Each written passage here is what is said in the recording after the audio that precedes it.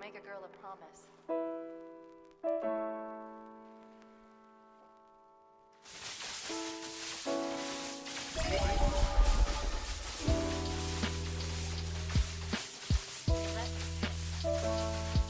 Did I ever tell you that? Choose whichever Spartan I wanted.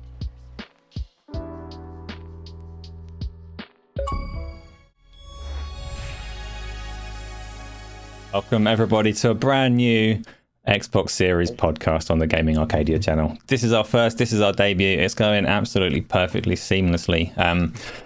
So there will be an episode 2 next week. Couldn't really call it an Xbox Series podcast if it was just the one, could we? So, oh Gamzly, you're not very centered. Can you slide towards your wall? Perfect. There we go. Yeah, this is our first. This is going brilliantly. Some of you know me, some of you don't. My name is Nervous, and I'm a little bit Asa. That sounds about right. And I've got 2 fantastic co-hosts. So you know me from GameOn Daily. You know me from this channel. I've been going on this for a while. I've been very, very lucky to find 2 fantastic co-hosts to join me on this Xbox-focused podcast. Let us start with. On the far left, we'll go with, that's not his political stance. On the far left, we'll go with Gamzly. Gamzly, please say hello to everyone. Tell us a little bit about yourself and why people should listen to you. Oh my god. Hey guys, you shouldn't leave. No, I'm kidding. I'm a newcomer to gaming. Obviously, you've seen me around. I've been on many podcasts. But in life, I am a Taekwondo coach, a construction estimator, and a little bit crazy. And by night, I'm a gamer, just like you guys, and I'm ready to rock with you. So let's start with that. Fantastic start. You're absolutely right, by the way. That would be my take as well. If people ask why they should care what I say, they shouldn't. But we're interested in games. We love this stuff. We enjoy talking about it. If you enjoy listening, stick around, because you've also got Headley. Give yourself a little introduction. What is going on, everybody? My name is Headley. You can listen to me if you want to. It's completely up to you. But I would recommend listening to these guys for sure. I am also a fairly new content creator. I started making content back in July of 2023. I have some secret talents up my sleeve. First of which is that I have a journalism degree. And the second is that I am a graphic designer by day. So naturally, I have decided to become a content creator by night because I value my free time. Having a really good time here. I have managed to grow my channel to just over 800 subscribers since starting in July, which is something I'm really, really proud of and absolutely did not expect. And the amazing Asa has now invited me here to very gladly co-host this show. Well, that's fantastic. We had, as part of the chaos, I've seen some of you are very generously supported with membership upgrades and super chats already. I've actually lost those already, so I'm going to dig those up because I do want to get to those. I do massively appreciate that you've already given us that bit of attention and support, and I massively appreciate everyone that's just come along to watch us talk. While I'm looking those up, let's get into a little bit of Xbox, because this is an Xbox show. Right, people have been watching me for a long time saying that I'm not into console wars, I'm not into cheerleading, I'm not into shilling, so why am I doing an Xbox show? Because the Xbox is a freaking interesting thing to talk about at the moment, isn't it? Yeah, it is. They've got a lot going on, and this is looking at that through an intense lens to see what they're doing with their console, with their platform, with their games, and having a good time. So let's find out we'll go the other way around. We'll go with Headley. Give us a little bit of your history with Xbox, what you think of... we don't want to get too deep into the topics, but your history. Why are you an Xbox player? So for me, and I think probably a lot of people, both on the panel and in the chat, probably started their journey on Xbox with Halo. I remember playing Halo 1 around a friend's house when I was 11 when that came out. And I remember just being absolutely captivated by this sci-fi world and this story that had been created. I think that very quickly sort of gathered me towards the Xbox platform. I remember Halo 2 was really sort of my first proper foray into sort of multiplayer gaming, and I think Xbox as a multiplayer platform has always been the place that I've sort of chosen to play. Today, Today, I think that the reason why I like Xbox as a platform is for what it offers and the value that it offers. I think Game Pass has fundamentally shaken up what this industry does, and I found that really exciting. All right, I have to, before I get onto you, Gamzly, I do want to ask you the same Something's dropped question. out, isn't it? No, nothing's dropped out. It's just popping all over the place. People are being very, very generous. I need to check on some of these messages. But Headley, I want you to pop a little message in the chat because you have unknowingly received one of the gifts, and it's quite funny. So you will find, and several other people, because I'm seeing these giftings flying around. If you are a member of the channel, you do get a little badge. You do get access to our Discord server and all the rest of it. Headley now sports a fancy badge because he accidentally got one of the gifts, which is... Excellent. Congratulations. That means you're welcome to our Palworld server. And we've also got some super chats. So the Dark Knight, who has been supporting what I do here for years and is overly generous, has donated with a super chat and says he's here and he's free, which means he's free from the West Ham game. It must be going terribly. I hope that picks up for you, Darge. And WebDave is a good guy. He does one-on-one interviews with a lot of people. He does his podcast as well, and he's congratulating us on the new show. So thank you very much for that. Patrick is a gold badger, has absolute priority on the Palworld server, which he's already on night and day. And Pete and Isla have both been gifted memberships as well. Dirk Griggity, what's up, fellas? Congratulations on the show. Thank you very much. It has been a difficult start, but we are going to get into it and have a good time. I'm absolutely sure. Gamzly. Yes, sir. Tell me about you. Tell me about Xbox. When did you get into it? Tell me your journey. Oh, I started as a dirty PC gamer. Let me tell you about that. All the PC games, you know, I loved the origin of Blizzard with Warcraft and all that good stuff. I'm not going to name you all of it or else we're going to be here for 2 hours. Started in PC and then in, as you know, 2000, Xbox came out. Bam! Changed my life. I played a lot of Halo with my friends. I mean, that was a huge... PC and Xbox has always been community to me, and it's cliche to say, but that's why I'm still with them. That's why I love them, and that's why I love you guys. Some of you guys, not Dave and episode 13. You guys, not really, but the rest of you, I love you. So yeah, I went up all the...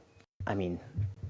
I played Halo to Doom to everything possible, Skyrim. So having every single one of those games under one umbrella and all those developers under one umbrella really stuck me to the brand, even throughout the dark days. I love this brand and I'm ready to talk about it. I guess I should do the same, right? So my little Xbox journey is similar to everybody here. I think because they were quite late into the game in terms of consoles and things, the Xbox came out when most of us could probably afford to get them. So a lot of people seem to be day one Xbox people that jumped on it as soon as Halo came out because you had to play Halo, right? Patrick has gifted 5 memberships. Thank you so much, Patrick. You've upgraded your own membership and you've done that. So massively generous, massively appreciated. Yeah, I jumped in on Halo. I followed the original Xbox for its short-lived 4 years. I was all over the Xbox 360 for the first 3 years of it. Then I kind of drifted away. I wouldn't say that I'm loyal to Xbox by any stretch. I like them when they're doing well, and I don't care for them when they're not. So I loved them for the first 3 years, the Xbox 360. I love Bioshock, Mass Effect, all of those kind of things. They had Gears, fantastic time for Xbox. And then they drifted away for me. I jumped straight on the Xbox One because I was actually, weirdly, you can laugh at me if you want, but I was quite interested in the Kinect. I thought, you know what? Oh, that thing was awesome, guys. What? It was so good. I used it to turn on my Xbox. Right? Yeah. It was the most useless command. You say Xbox on and then you still had to press the button to use a controller. But yeah, apart from that. Yeah. I quite like the vision that the Xbox One sold. I think that's probably a conversation for a different podcast. But it probably is. It definitely is because it's going to be a long one and probably a spicy one. It made it like more interesting as a prospect though, rather than here's some hardware like the rest, which kind of overlaps with the talk of exclusive games and things like that. So maybe we will touch on that a little bit later. But yeah, followed it through and came back onto it with a vengeance for the Xbox Series console. Because as much as some people seem to be, I don't know, they're a little bit mixed on it, on whether it's like powerful enough for their taste or whatever. I love that console. So I love that console. I love what Microsoft are doing and offering with Game Pass at the moment. Whether I'll love them forever or not is an open question. We'll see how long they serve me and treat me well, but I'm very happy to be talking about all the things that they're doing. So it's a fantastic time on that one. Again, these gifts are flying. Thank you, everybody.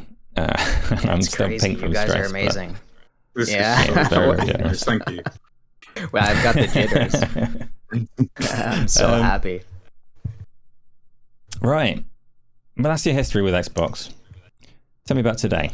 Let's talk about some games. Gaming podcast, we love to talk about games. So, Headley, what have you been playing this week, the last couple of weeks, the last 5 years? You know, this is our first episode. You can stretch it as much as you want. What are you playing?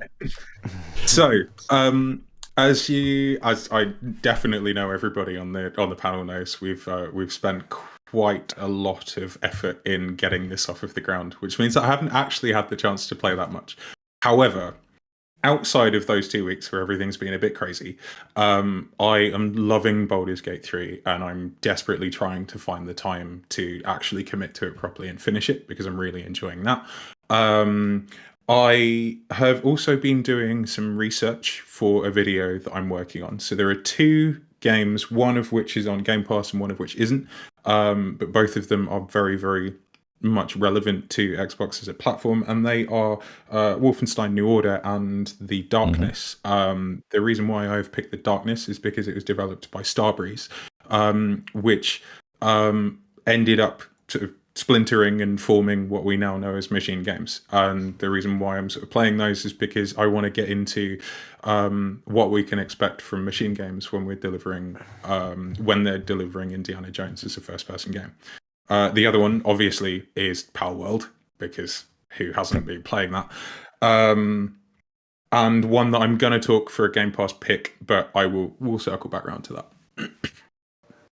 All right, Gamzly. Awesome stuff. A mixed bag. Yeah, no. How about you, Gamzly? I think the constant here is going to be Palworld, right? I mean, it's gigantic right now. It's blowing up. My God, what was it, like 19 million or something right now? Right? Yeah, if I'm 19 right. million players. Yeah, so I'm definitely playing Palworld a lot, and I've been trying to play the smaller games. So I popped onto Go Mecha Ball. It's adorable, and that's part of my Game Pass picks, so I'll save that for later in a little bit of an in-depth speak about that. But it's amazing, a roguelike game, amazing. And then I was playing recently. What was it? It was, oh my goodness. Brotato. Did you guys see this game? I have. I've really seen it on there. I it. got it downloaded. Oh ready to man, go. it's like a Vampire Survivor, right? Yeah, Vampire Survivor type clone, but it's more Binding of Isaac. Like, I find it's a great mix of the two. I'm having a blast with that as well, which I will also talk in more depth later. So those 3 games I've been playing pretty heavily, and a little bit aside of Nier Replicant too, which is odd that I went back to, but I love that thing. Oh yeah, and as you guys could see, this is a Brotato. It's so good. If you're watching on YouTube right now, we have the gameplay up, and it's freaking amazing. So go check that out. Shout out to the devs on that. Is that the same as Asa. Vampire Survivors in that is it one button, like you just walk around and it auto? You don't really press anything. You just auto everything. So you move around and that's it. It does the rest. And yeah. I know that the first iteration of that, it came out on Steam like a day after Vampire Survivors came about. That's how quickly they managed to be like, oh, this is an interesting genre. Boom. And now it's been on Game Pass for the last week or so, hasn't it? It's one of Phil Spencer's picks. It's actually blowing up right now because it's super easy to play on xCloud as well, right? And phones and all that stuff. So expect these games to blow up. There's many on Steam right now, and a lot of them are doing well. So if you want to play something really fun and mindless and just have fun, go with Brotato. Thank you again, Replicant. Thank you everybody that's just throwing these memberships around. Get those people in the Discord. We do have a wonderful time there. My gaming on Xbox has been disturbed because this stuff has taken so long to get ready. I got asked in Discord by Peter Morland. He said, how is Go Mecha Ball? Because he saw Discord has a little status updates, and it said, I'm playing that on Xbox for like 3 hours or something. And I had to tell him the title screen is a little bit annoying. That's all I saw of the game. Fired it up fully intended to give it a go. It looks quite interesting. Yeah. And just the title screen just blaring in my ears with a little bit of strobe lighting for Oh man, you 3 got hours to while play I got it. on with setting up the podcast. You really got to play it. It really does play like it does not at all have Hades' story, but it's very structured, kind of like Hades, and just a very wacky take on it. So you should try it out. Oh, I hate Hades. It's one of my least favorite games. Do you? That's not true. No, I you for freaking real? adore Hades. I can't believe you just said that out loud, that it's like Hades. I'm going to ditch this podcast I don't right know. now and Do you jump put on milk in your GoMechable. tea? I don't know, man. Let's talk about that. All right. No, I'm a massive fan of Hades. So, I'm not typically a fan of roguelikes though. So I'm going to come back to you on that. I'm going to play it this week, and I'll tell you if it catches out, my man. interest or not.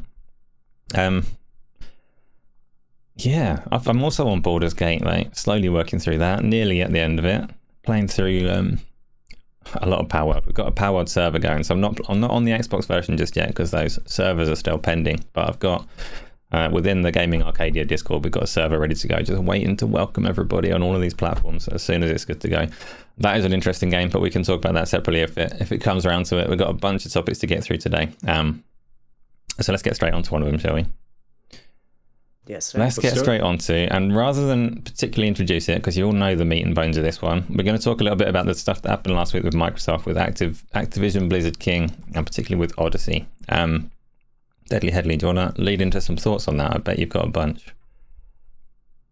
So I'm interested to see what Odyssey was, and obviously we're not going to get that answer.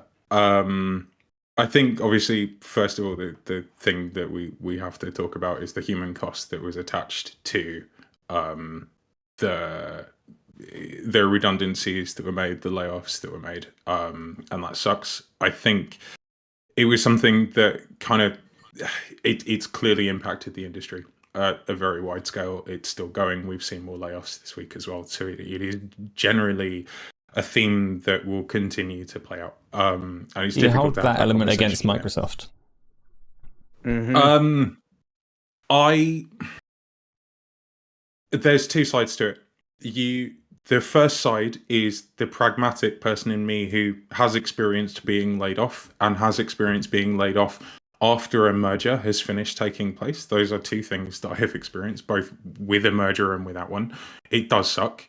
But it's also, I think, in the corporate world, something that unfortunately can be part of the parcel when it comes to suits and capitalism, etc., etc. As crap as that is, it's very difficult to change that wider picture. With Microsoft specifically, there's a couple things I think is worth pointing out. So the first one is that they are $1 trillion company. So it is very, very easy for us to point the finger and go, you've got all this money. Why the hell have you taken these people's jobs away? But then the counter argument to that is that you do end up with crossover when you have, or overlap as it's been referred to when you have mergers as well. The other part of this story that I think is really the thing that was talked about more this week is some of the specific roles that were laid off. So I heard QA testers being laid off. We need QA testers. We need community managers, which were also laid off for games that I believe are currently still live and serving people. That's a bit of a difficult one to square. Some of the more administrative HR roles, when they double up, I can see those being cut. That is sort of part of the parcel with you don't need two people to manage one department without either grossly overpaying them for doing half the workload or paying them half the salary for half the job. Go on. Yeah, I have a quick question there. I'm sorry to cut you.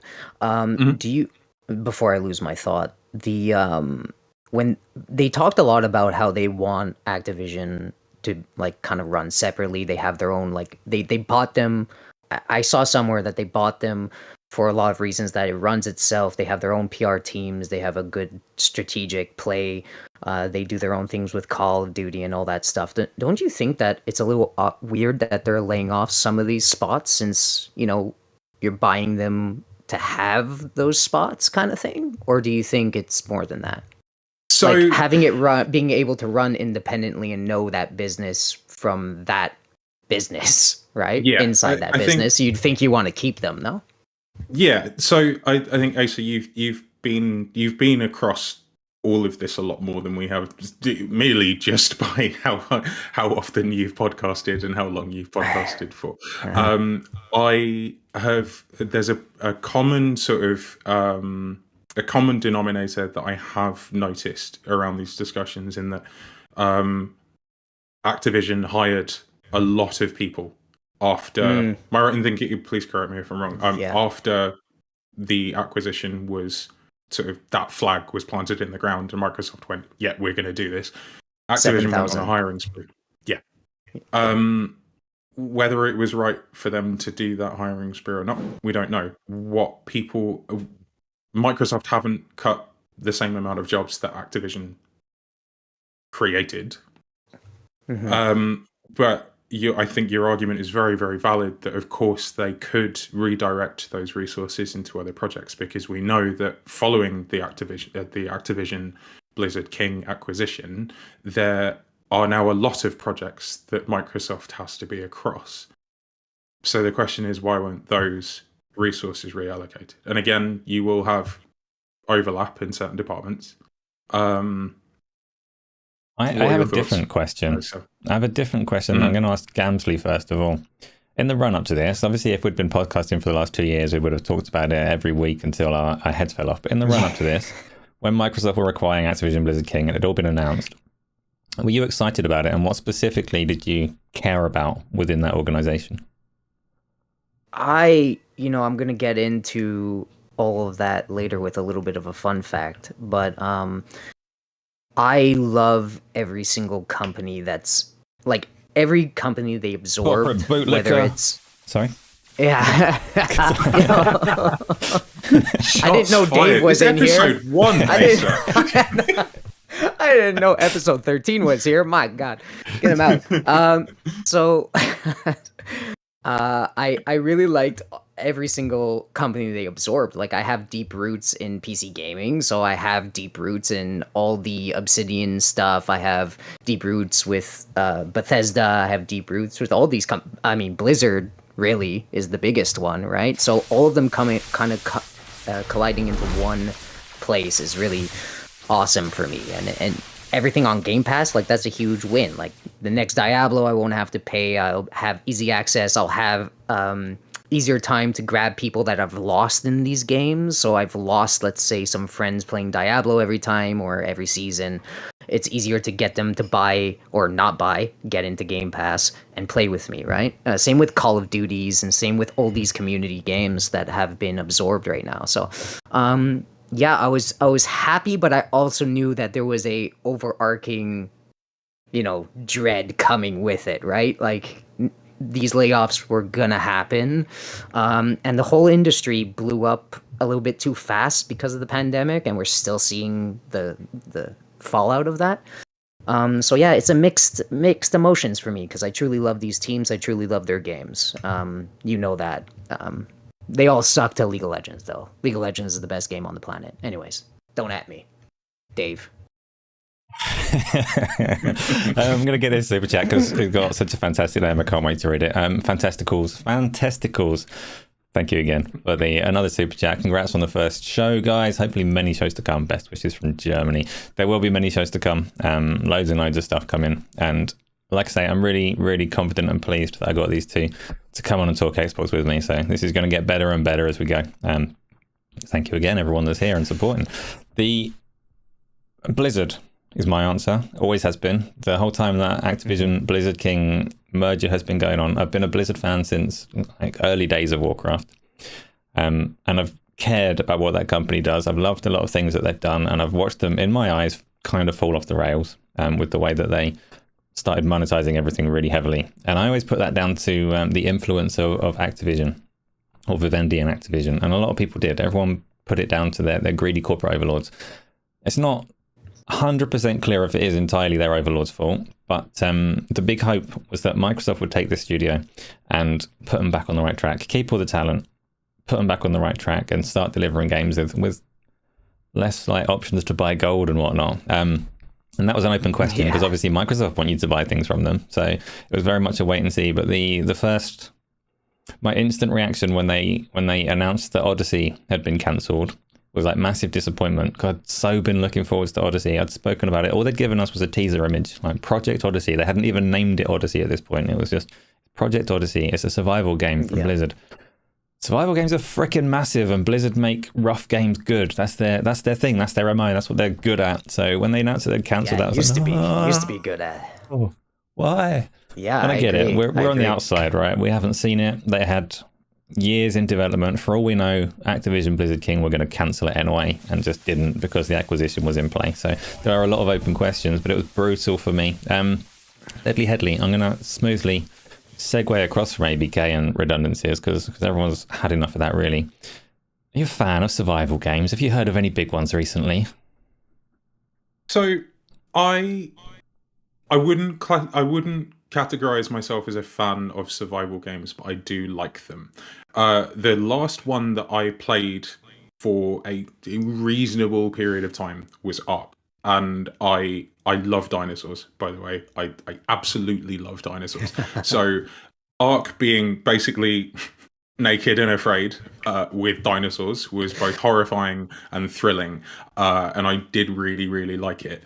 But the time commitment and the grind that came with it is just absolutely insane. And there was a point where I was sort of in and out of work for a little bit, like bouncing between freelance contracts. So whenever I was sort of doing the whole kind of regularly catching up with recruiters and things like that, I had some downtime to sort of spend time on Ark and really enjoy that. What I like about Palworld is that it is nowhere near as grindy or as demanding as something like Ark. I wish I had more time and energy to commit to something like that because I really like what they present. Where are you guys at on survival games? Go on, Games. You want to take this first? Okay, I got it. I'm a huge fan. I love survival games so much. I think I've played almost every single one of them. I would describe it Pokemon meets, well, not even Pokemon meets Ark, right? It's a very friendly Ark. It's so easy to get into. It's accessible. It's really, it's like, it's just so intuitive, right? You place something in your box and immediately something comes out of it. You know, you'll see it visually. There's something telling you, oh, well, that's easy, right? If I want something to be built, I put a pal in a box and they pop up and they help me build the thing. And then everything is very visible. It's easy to see on the screen. I mean, it tells you hard mechanics in a big easy way. I'm really, it's like the Pokemon of survival games, right? Easy, like Pokemon was to RPGs, easy to get into, fun, to the point, and that's it. I hate really putting them together because they are very different games, and I don't want to get into that topic. It's been batted to death, but yeah, I love survival games, and I love this game. I think I'm at the second gym leader or thing. second tower dungeon thing. Yeah. before Palworld, then, because obviously you said that you do like survival games. What was your bag in terms of the survival genre before Palworld came along? What was my bag? What did you like? What was your what were you into? Ark. Sorry, Ark? that's just some Britishisms. Oh, it's all coming good. through. It's all good. I'm Canadian, eh? No, I'm kidding. So Ark was a really big one. I played hundreds of hours into Ark, and that's why I make the same comparison to you. I know the systems in Ark, and I know how hard it is to do what you want to do in that game. You know what I mean, Headley? It's crazy. I like the complexity. If you want it, it's just the time commitment. Yeah. Like me and a crew that I was playing with, we would spend literally 6 hours getting the kit that we needed to make bullets and all of the shit that you had to do with it for a raid that would be over in 20 minutes. Yeah, I know. But it was a little ridiculous. It was a little ridiculous, you know, like to breed dinosaurs and to get them doing the things that you wanted them to do was a little bit hard. It was really hard to get into. It was awesome. It was just hard. Yeah. Yeah, but In Palworld, terms of the time commitment and the sort of lack of, because it doesn't give you a lot, really, does it? That's the other thing with Arc. You kind of have to go and figure it out. And again, I like the challenge. I just don't have like the real world Matt or real world Deadly. Yeah. Look at me giving my first name away. Doesn't have the time for this. Wouldn't have clocked it again, said it, no one would have. yeah, I'm pretty sure I put in so much time in Arc and did nothing. Like, that's the beauty of these games. You could go for like 50 hours and you're like, wait, how do I breed a thing or shoot a Pokeball? Anyways, it's a crazy thing. So it started with Arc, and Conan Exiles is excellent. Conan Exiles I want to almost compare Palworld instead of Pokemon to Conan Exiles, because it does have, like, in a dark way, it has slavery in the Conan Exiles kind of slavery way. So it's almost like, you know, you grab these humans and you make them do what you want them to do, which is really crazy and not good. And I don't know why I'm saying this, but anyways, it's a comparison, a better comparison between the two. The Conan Exiles is amazing. You know, you could grab somebody, add them as a companion, and then make them build your base, and they do all the same things as the pals do in Palworld, and that was very unique, and dinosaurs didn't do that in Arc, so it was really cool. It's helpful mechanic to speed things up, and yeah, Conan Exiles, I was on that for a long time. Asa, are you a big fan of, like, survival? You were into Conan Exiles for the nudity. I know it, you know it. No, I've always hated them. This is why I was so looking forward to Odyssey, because I've always thought that as genres go, it's been the most ripe to just be streamlined. There's obviously a lot of fun in there. These games come out in early access as horrible, janky messes, and they do numbers. They'll sell like millions to an audience that's just baying for it. They want to play this and they love it. I go onto them and I pick up a few berries and I pick up a few sticks, and then I wish I were dead, and then I move on to something that's a bit more like instant gratification for me. I've not got time for any more berries. Yeah. So, but I did Palworld, right? I was very, very reluctant and resistant to even trying Palworld until it came out. And like, it's on Game Pass, so it's worth a try. But I don't like playing early access games. The way that I see it, if I'm going to play a game, I'm probably only going to play it once, because there's a lot of games around, right? There's a lot of games. So I'm going to play it once. I'm going to have my fun with it. It's going to be more fun if I wait until it's actually released. I'll get a better experience if it's not in early access anymore, if I'm only going to do it once. But it's social, right? It's as part of the zeitgeist is it's social. That's why the word of mouth is so strong, because you don't just play it by yourself, you play it with people, and it gets its hooks into you. And it's got, even though it is rough, like it is, especially if you play it on one of the older consoles. I've seen it on the Xbox One X. It is rough, but it's really well paced. Like the way that it gets its hooks into you, the way that it's laid out enough goals at any point in time to just keep you interested, to keep you going that little bit longer. Like, I need to go to bed. No, I needed to go to bed 2 hours ago, and it just does that. And suddenly I'm more interested in survival games than I was before. Yeah, it's got that. Yeah, the loop is on point, like everything. There's so much things to find. Really, they have little nuggets of lore, even though they're meh, but they have little nuggets of lore and hidden treasures, and it's spectacular. And that's, if I may, that's why I'm so sad that Blizzard, like you said, didn't get their hands in this genre, because I feel like they could do what you want, you know? They could give you that story outlet and really just build around that and have something fun and polished and finally, you know, a little bit AAA. But we know that, you know, the engine changed and all that stuff, so I don't know about that. But it's so sad that they had to cancel that. But anyway, I digress. I think there's a couple other things we're talking about with Palworld. So first of all, Xbox said this week that it was their most successful third-party day one on Game Pass title ever, and hit, is it 7 million players in 10 days, which is insane. Yeah, it's nuts. It is also the fastest growing title on Xbox Game Pass Cloud, or Xbox's cloud service. And the previous most successful third party launch that we had on Xbox Game Pass was High on Life. which again had sort of a virality to it. It had the capacity to create viral content, and obviously High on Life did quite well in terms of how it was positioned and how it was delivered, and Palworld has gone above and beyond that. There was a clip I shared earlier this week, Asa. I'm not sure if you saw it. I think Gamzly, you did. There was a YouTuber called Kathy Plays. She posted a quick video on YouTube talking about where she was going to be playing a lot of her games for the foreseeable future.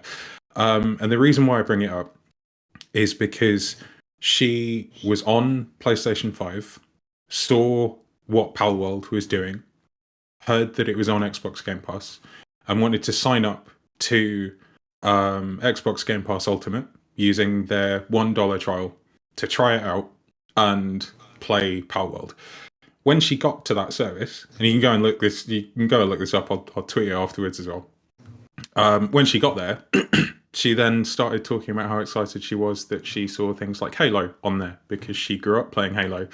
Since then, to move to a different platform. Also pointed out when she was talking about the platform that she's currently on that she has to buy most of her games if she wants to try them out. And Palworld is a very, very interesting entry point into that Xbox ecosystem that I know we've all talked about actually on separate podcasts. The Xbox needs to do a better job of communicating its cloud offering and letting people get into that sooner.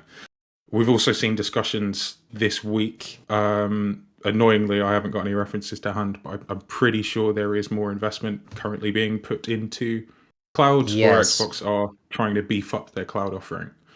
Mm-hmm. The one stat that Microsoft didn't tell you, so they told you that it's got like 7 million people on Xbox. That's it's Game Pass in general, so it'll be the PC and the Xbox version, but a lot of people playing it. Yep. What they didn't tell you through the smile on their face was they paid 5 magic beans for this, because nobody expected it. It's 5 magic beans for Palworld. Didn't expect it to do anything, and you saw their response. They're like, hang about, this game is doing numbers, we best help them out over here, because like the Xbox version is a little bit behind the Steam version, and Microsoft has suddenly gone, wait a minute, this game is big. So they are sending engineers over, they are getting that version up to scratch, they are getting the dedicated servers in there sooner than anticipated, and that's all great news for people that are enjoying the game. Yeah, if you've not given it a try, if you're like me and you're looking at it going, well, I don't even like Pokemon, so why would I play a Pokemon ripoff or whatever, it is worth giving it a go. It's got interesting hooks. You can wait until it comes out. You can play it right now. You can get in the the Gaming Arcadia Discord server and jump on our multiplayer server if you want. We are all having a good time with it, which is kind of a surprise to me because I didn't think that I would. I just want to quickly get the super chats and things that are going on because they are still flying. We've got more memberships gifted from Patrick. We've got Painful Discourse gifted a membership. Replicant is gifting them out. Episode 13 has been a guest in our Discord server fighting the green Xbox fight with all his heart for a while now, and how he's made the leap and his little badge as well. So episode 13, make sure you do link your YouTube account to your Discord account. It will give you all of the little perks and things that you've been wanting. Yes, exactly, Gamzly, it will. Do we have to let him in? Jesus. He's also given us a super chat. He says, let the green flame burn in your hearts forever, which sounds more painful than good, but okay, we'll do it. Game Antonio is another. He's got a gold badge. He's been a member of this channel for 6 months already, even though this channel only launched yesterday. He's been a member for 6 months. He's given a massive super chat, and he says he's proud of me. And T-Rex says hi. T-Rex is his child, so that's awesome. T-Rex is I'm mentoring, I'm educating this kid because you like Tony again, not me. Damn. Tony plays all the streams out loud, so I'm basically raising his kid. It's going really well. Darge Knight, loving this panel. That's troubling. Thank you, Darge. For those that don't know, I've got another podcast coming starting next week that Darge is a panel member on, which I'm sure is also going to be awesome. There's big plans for that as well, so do keep an eye. GameOn Pete is also there with the super chat. Asa, Headley and Gamzly. This is a great combo and a breath of fresh air. I'd love to see the first episode. Going to be massive. We're going to try, all right? And if it's not, we're still going to have good fun with it. Thank you everyone that's in there saying all those things. Also, a little thing about how this runs, you might have seen on the YouTube chat, there's a little Q&A box at the moment. Stick some things in there, all kinds of things. At the end of the show, we probably won't be able to get all of them, but hopefully either will filter them out and we'll get as many of them as we can. We'll address those one by one at the end. shall we move on to? In fact, I think I'm going to let Gamzly. You have a little history lesson for us today, don't you? Well, first off, I think there is one thing I want to lead into it with, and quick. So we, as a panel, didn't get to say the quick things we think about the direct that Xbox had. Really quick before we get into it, how your quick thoughts, Deadly? How did you like the direct? Very quick thoughts. It was good. Yeah, I really liked it. Very happy with everything. Thought the pacing was really solid. Couple games I wasn't super interested in, but could see why people were interested in them. And Indiana Jones has got me hyped. Awesome. Asa. So really, really quick take on it. Not going into each game one by one. I was very impressed that that in every case, those developers look like they're allowed to do what they want to do. And when you look at a company like Microsoft with their size and scope, and you look at the way a company like Disney operates, where you can feel their kind of tendrils in everything that they produce, you look at this, and Microsoft tendrils aren't really in these games, like not in a negative way at the least. They're letting Hellblade be Hellblade. They're letting it be quite an indie, like psychological game. They're letting Arrow be Arrow. They're letting Indiana Jones be nothing like Uncharted, despite a massive outcry from people that they want it to be like that. That for me, like wanting to try new things, fantastic to see. So I love it in that regard.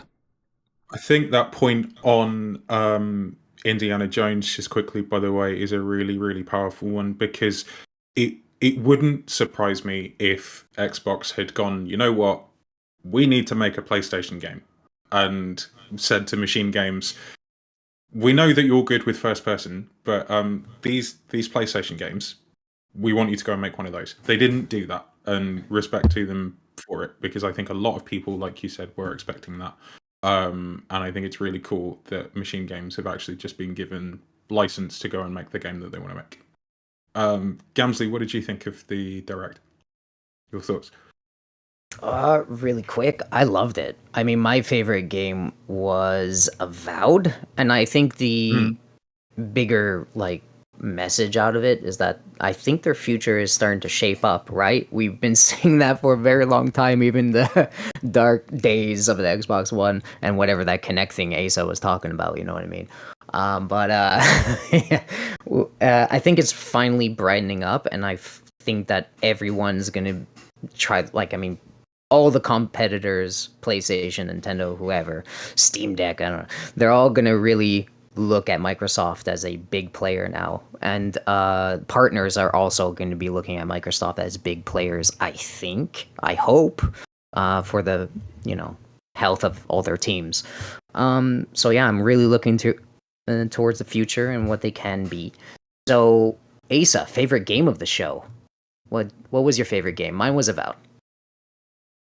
Oh, that's a good question. I'm going to parrot you on that, because Avowed is the one that I'm looking forward to most. I think Indiana Jones was one that surprised me the most, because leading up to it, I expected it to be like Uncharted, and I'm not a massive Uncharted fan. So I looked at that and went, I've kind of had enough of those already. And then it wasn't. It was something entirely new and unique. So that went way up in my estimation as a result of the show. But Avowed, I was already really looking forward to, and I'm still really looking forward to, because that's my kind of game. Yeah, I was glad really you like impressed. that. I was really impressed with Avowed showing. The combat looks really interesting. I love the look of the wand work. Looks really, really cool. I didn't expect like wand magic to be a part of the combat system, and the way that that's been delivered, that sort of idea of being able to sort of initiate like free flow combat where you can really just like pick how you want to fight like in the moment and sort of dynamically switch fighting styles. I think that's going to be really fun. I'm looking forward to that a lot. Yeah, and I'm glad all of us like Avowed, because I love Obsidian.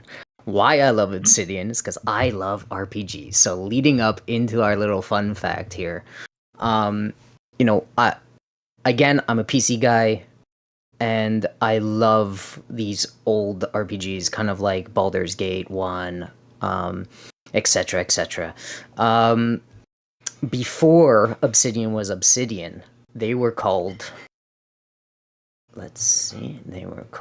Black Isle Studios.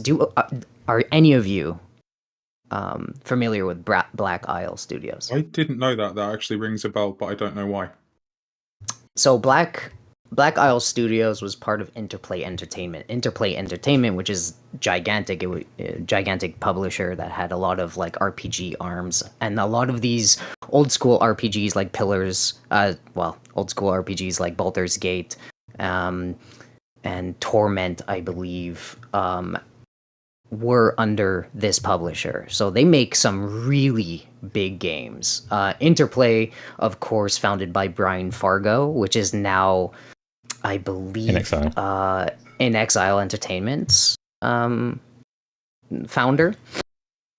And also Josh Sawyer was lead developer in most of Black Isle games. So they have a ton of history. I bring this up because, a lot of people in a lot of places always shout from the top of their lungs that, Xbox might not have an identity and whatever. But I'm going to counter argue that, we have Brian Fargo, In Exile, make fantastic RPGs, right? They're from the beginning. All in the D&D world, right? They're all connected to this D&D tabletop type of game, right? They're all in the same universe. We have Josh Sawyer, same thing, right? He grew up with these big RPGs. I'm sure you and I, everybody, well, a lot of people listening probably, played a tabletop RPG and a PC game in the early days. Phil Spencer, we know, is a gigantic RPG fan and a gigantic fan of these studios. And that is why I'm going to bring it back to the top of my intro, is that I think the identity, why I love Xbox is because they have these roots. Everybody is back under one umbrella now, making the games that I loved when I was a child. And these are deep-rooted communities. And I think that's what Phil Spencer had in mind when he was targeting certain studios, soullessly, apparently. But I don't think it was soulless. I think he knows what he wants. I think the company knows what they want now. They're on the right path, and that's why I'm sticking with Xbox. So that was a little fun fact. In Exile was founded in 2002. Interplay Entertainment, 1983. Black Isle was founded in 1996.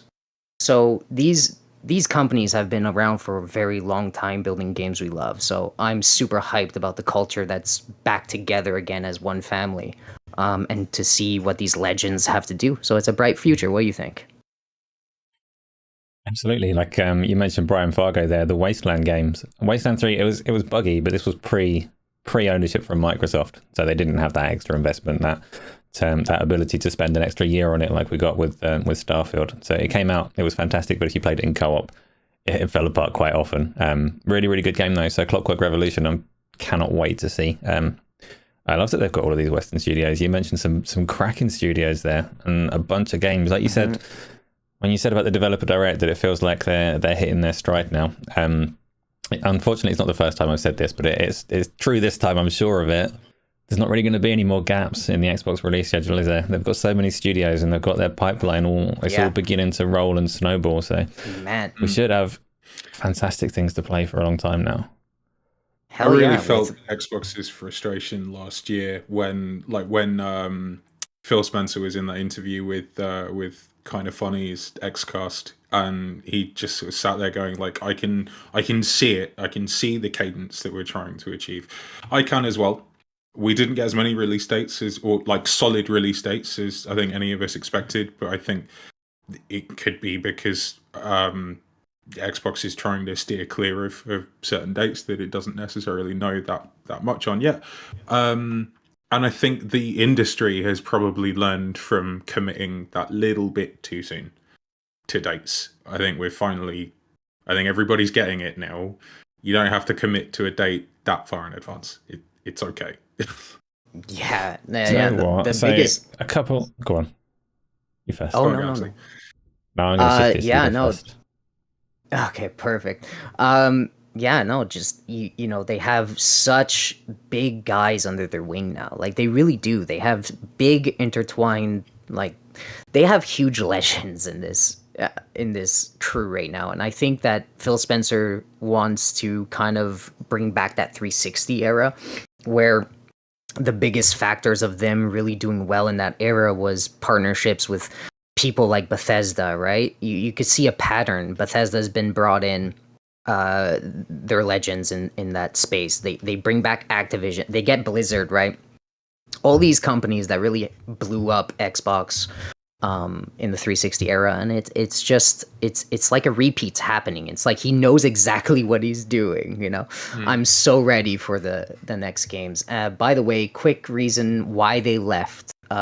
So in Black Isle Studios was shifted away and kind of renamed into Obsidian because of financial trouble. So they had actually one huge project that they were building. So Project V13 was the code name, okay? And it was supposed to be a massive multiplayer online game. And take a guess what game, like what IP this was supposed to be. So this is a Obsidian Interplay I know the answer studio, to this. right? You know it? I know, but it's gone. I know this, but I don't know it. Go on. Okay. It was supposed to be set in the world of Fallout. Wow. Yes. So it was supposed to be this big, large multiplayer online game with Fallout. And it was in development for like 12 years. They couldn't get it out of the ground. Even when Black Isle kind of was being renamed and shuffled out, they tried to resurrect them, you know, with this title still, but nothing took off. And now we have Fallout 76. I was going to say, with hindsight, Yeah, maybe She's thank doing God. well for itself now. So yeah, that was just a little fancy thing that I thought was very interesting. How all these studios and the vision of what Phil wants to do has all come together into this little umbrella that they have. Maybe it was an accident, but I don't think so.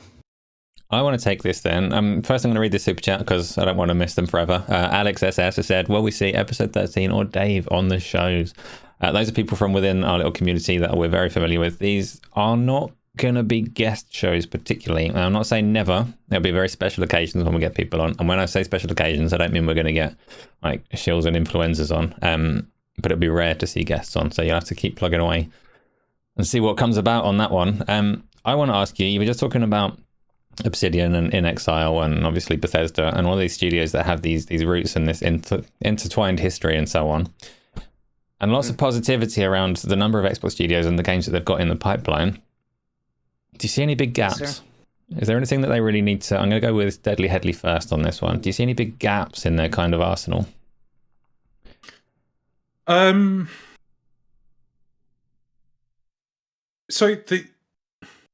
Honestly, I think a gap that I want to see filled is what Fable is going to deliver. That, for me, is actually an experience that I currently don't have on Xbox, or a modern version of that experience that I would really, really like. So I'm hoping that Fable is the thing that does that, because it is currently my most anticipated title on Xbox. It was Starfield. Starfield came out. I had a great time with Starfield, by the way. It's not going to change.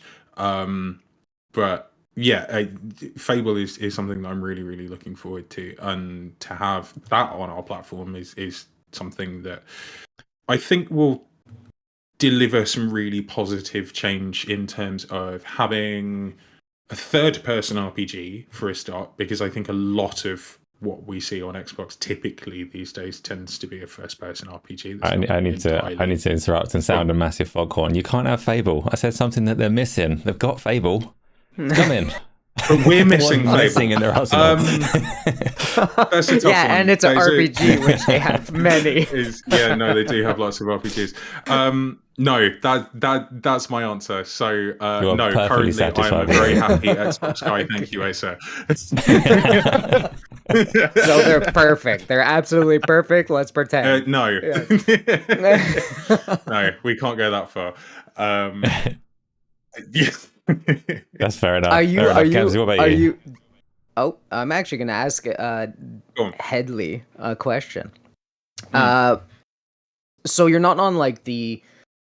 Do you find that they have a huge gap in the third person action like genre? Kind of like That's what TJ the is saying in there. competition. Do you think they have a gap there? Because that's the most common gap everybody points out. Do you think It's there's the most common gap that people talk about. It doesn't Yeah. necessarily bother me that much, but I think Okay. what Fable is offering as a AAA third-person fantasy experience with talent in it as well, because we've actually one of the things that I really loved about Fable and its charm. I know we keep on going back to this. I'm trying to think more broadly, but Fable is on my brain, so I'm going to keep on going. I'm quite excited about some of the talent that Fable is also bringing to the table. So Richard Ayoade, for example, I know one of the things that I really loved about the older Fable games were the voice talents that came with that. So Stephen Fry and Zoe Wanamaker, which were two, especially at the time, quite sort of prominent voice actors and talent in sort of British pop culture. To answer that question more broadly, Gamzly, it's a difficult one. I personally don't feel that as much as other people on specifically the Twitter sphere talk about Xbox needing more of that. I'm okay with what it has, but I do think it's a gap that some other people may need satiating. What gaps do you perceive? Where are you two at? For me, Asa, the you wanna obvious go one first? for me, like, yeah, I'm going to go first. I'm not going to say virtual reality because that just gets people upset on the Xbox side of things. But obviously, virtual reality, give me my damn Forza.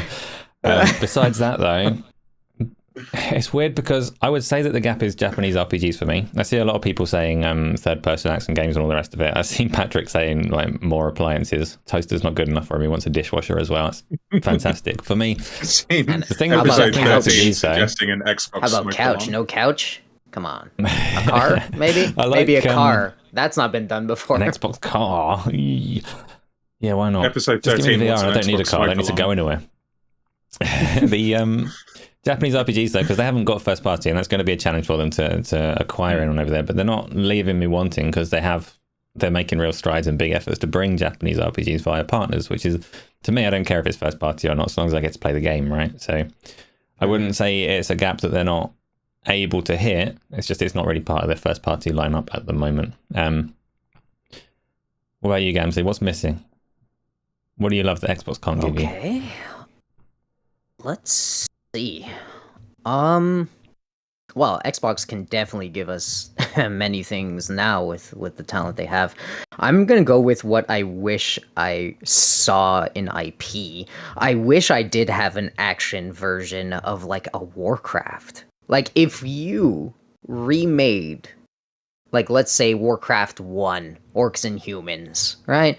If you came out here with Orcs and Humans, made it an actual coherent story instead of just clicking and killing things and building bases, you actually made it into a coherent story with like God of War. I hate to bring up God of War, but let's say God of War style combat with big axes. It sells itself, right? It's super brutal. It's a interesting world, and Blizzard has done so much with lore and World of Warcraft that I think they could pull out any story they want and really make something interesting. So I would love to see a Warcraft, not World of Warcraft, just Warcraft in a action setting. I would really like action adventure setting. I would really like to see that, and now they could make it happen, maybe one day. So I'm gonna answer with that in the easy answer. That's not an easy answer at all.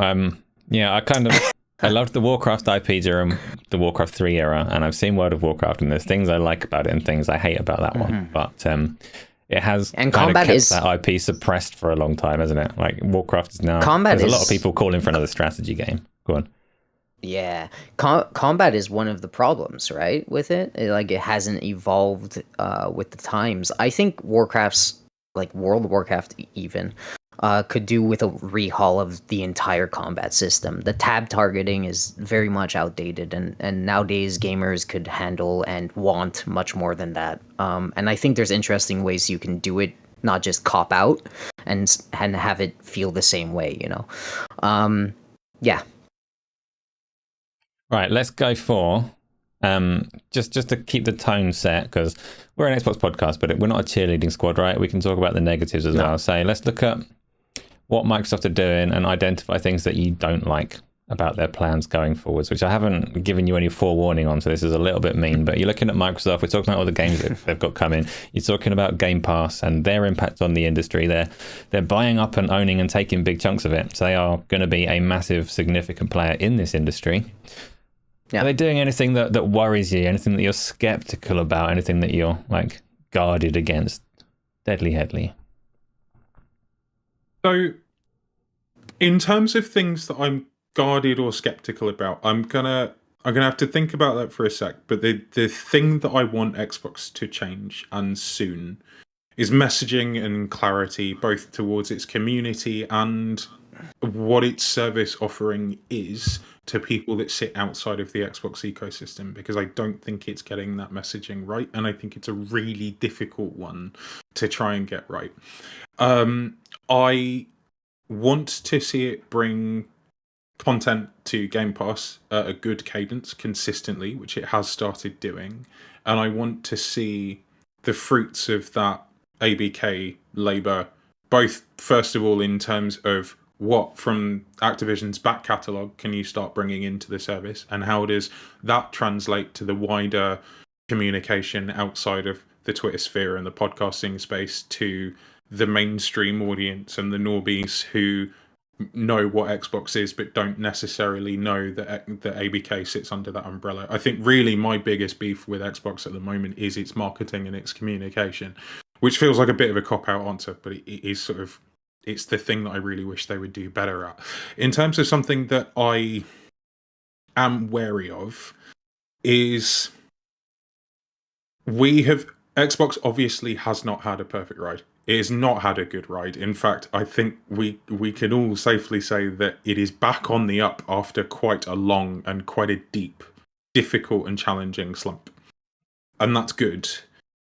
But it needs to start landing its punches better and more consistently, because that's the thing that it is yet to prove. And it has started proving that with the success of, because I think Starfield was successful. There are lots and lots of loud, angry people on the internet who will tell you that it wasn't, but it did very well. Yes, it could have been better. Yes, it could have reviewed better, but it made a lot of noise on the internet. It had a lot of people talking about it. It had a huge amount of brand power and recognition. And like I've said, that's something that Xbox need to get better at. So I think they did a really good job of going, this is where Starfield is, this is where you play it. But we also, in that same year, we had things like Redfall. And we have seen, again, with some of the layoffs and stuff like that, we kind of just need to see them doing good stuff for a long time, consistently, without messing it up, which is a lot to ask of anybody. And unfortunately, as a $1 trillion company gets even more $1 trillion-y, it means that there are more moving parts, so more things can go awry. What about you, Gamzly? Anything that like you dread in Microsoft's future? I hate when companies like shift too much in their visions, and it seems like Xbox marketing and Xbox speech has been shifting way too many times. Like first they're for cloud, then they're not, then cloud is nothing, and then they want to sell consoles and now they don't care about consoles. It's like, it's just this company needs to act like it has the money and it has the talent. They do. They have the money, they have the talent, they have the people, they have the visionaries. Now just put your foot on a certain pedal and go forward. It's really frustrating when, your customers are being told that, the console is the thing and look at our big console and it's most powerful and here we are. And then, you bail on it, or your messaging is that you're bailing on it. I don't like the messaging. I don't like the messaging with a lot of this the stuff they say because I can't trust them to really put their foot on the pedal right now.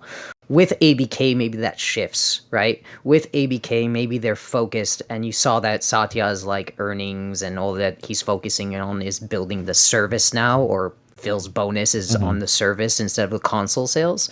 So maybe ever since ABK was purchased, they really know what they want now.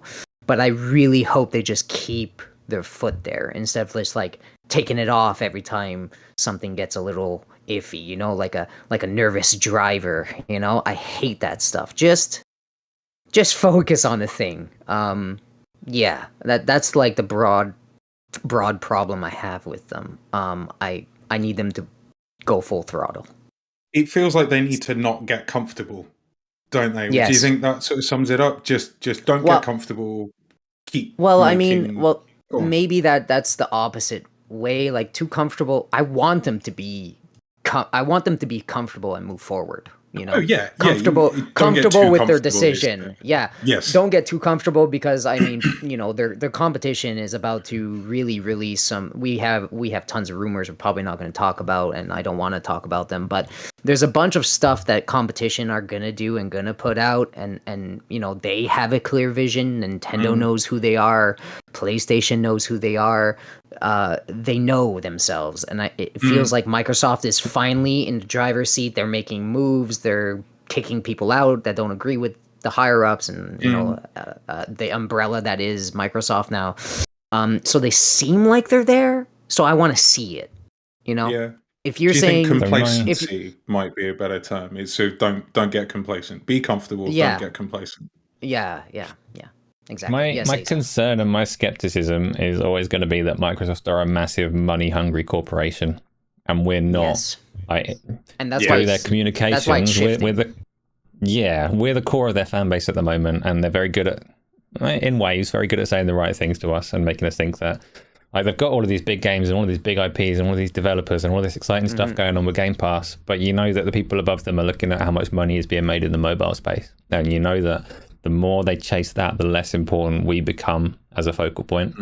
And like, it's almost best case for us is that the mobile thing isn't hugely successful, but if it isn't hugely successful, then they're just going to find more and more ways to squeeze us, because they are ultimately they are Microsoft, and they are not in it to give us good games. They are in it to wring us dry. So I will always hold that as a skepticism, and I'm not saying like they're going to do terrible things. For as like I said at the start, I'm not loyal, but for as long as they're giving me what I want, I'm very happy. At the moment, they are giving me what I want, but I look at the future and go, oh, I hope they do like rein in what Activision were doing and what most of the industry is doing, and just keep delivering on good games. That certainly seems to be the intention, and those are, you know, the noises that have been made. And I think I had a point, I lost it. It will come back. So yeah, it's like professional podcasting, everybody. It's okay. We all miss it. We are. It's gone. No, move on. It's all good. Let's take that. Because one thing that I did notice there, right? None of us said that we're worried that they're going to bring games to PlayStation and Switch and all the rest of it. You can loop it back in, because I'm going to ask this question. I'm going to go to you, Headley, and you can pull in the bit that you missed. But it's a big topic at the moment around like the core Xbox community, because there's been lots of rumors. There's been rumors about, in fact, I'll bring up a trailer for Sea of Thieves in a minute, but Sea of Thieves in particular is very strongly rumored to be going to PlayStation in particular. Hi-Fi Rush is very strongly rumored to be going to various platforms, and my personal take on it, that doesn't hurt me in any way, and I'm okay with it, but it is a controversial topic, so I want to know what side of that little discussion you both kind of fall on. But I'm going to go to you first, Headley, because you just come to a realization on the previous one, so have at it. So the thing that I was trying to get at was fuck, you put me on the spot again, man. Go to Gamzly. Go to Gamzly. Ask Gamzly the same question. It's Gamzly. Hi. Yes, it's me, not Gamzly and whatever. Gamzly. Episode 13. Dave. Whatever your name is, Tonio. No,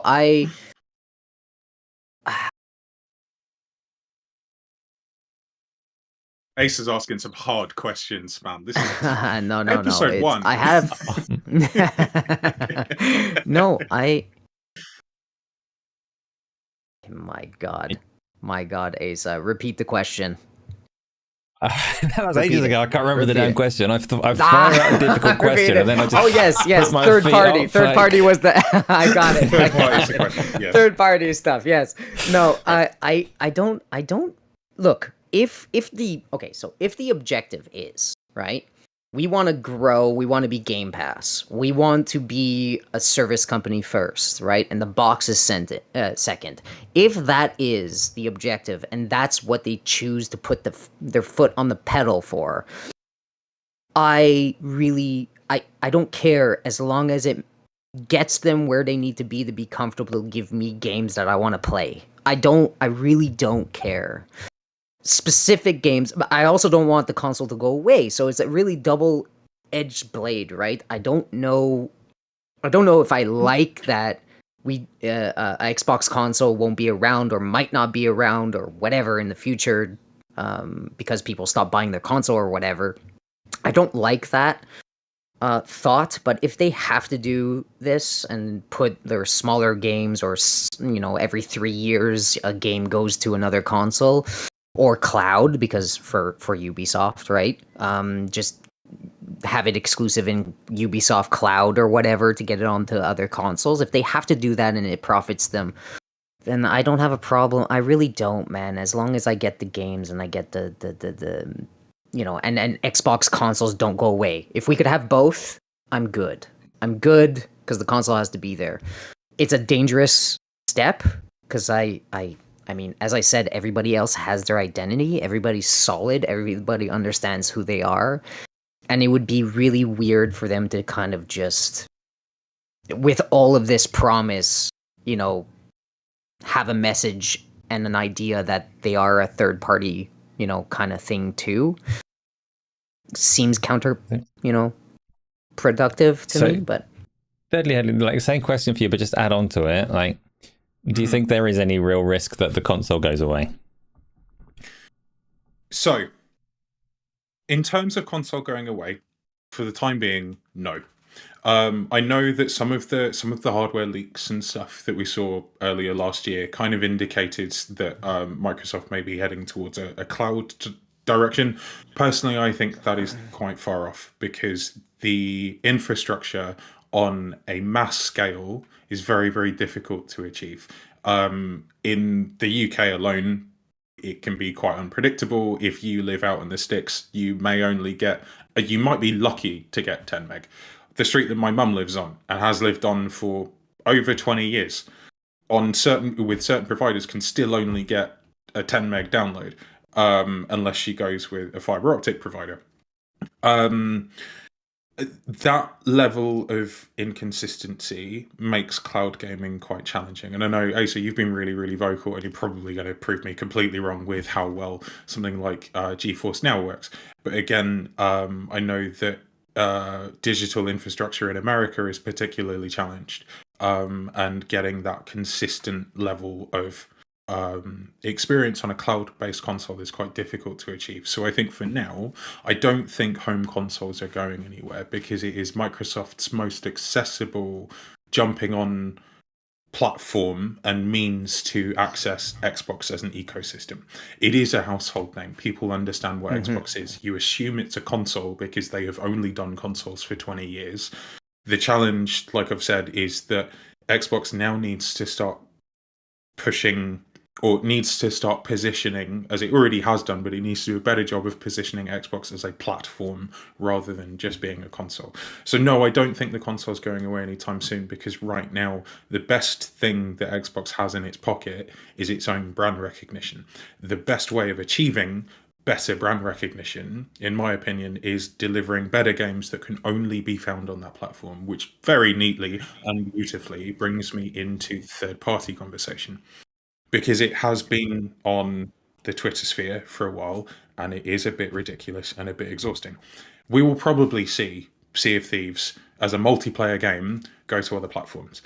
I actually fully expect to see Hi-Fi Rush launch on the Switch at some point because I actually think it would do really, really well. I think it's really important to remember the case-by-case basis that we have heard and re-quoted quite a lot because I think that's very, very accurate. And Satya Nadella has also echoed similar sentiments in recent interviews that he's done when talking about, obviously, ABK games are now all technically first-party Microsoft titles. But of course, some of those are going to go to the PlayStation. They've already said that that's going to happen. If they were really, really hell-bent on going, nope, these are ours now, they're obviously not going to start pulling things like Call of Duty and Diablo, but a different, more evilly, a more evil inclined Microsoft could quite happily just go, nope, they're ours now, have fun, bye. Which obviously that isn't going to happen. In terms of things like, because I know Starfield gets thrown out a lot about potentially going to PlayStation, and people have tried sort of propagating that sort of rumor and stuff. It's crap because you can't. Xbox has had to rely on a big title like Starfield to go, this is Starfield, you can only get this on either Xbox or PC. That's our whole thing. That's why we spent just over $7 billion on acquiring Bethesda, so that other platforms don't start money hatting games that we would quite like to give our customers. This very beautifully brings me into the thing that I forgot twice. Fuck knows how. But I have written it down because this is professional podcasting.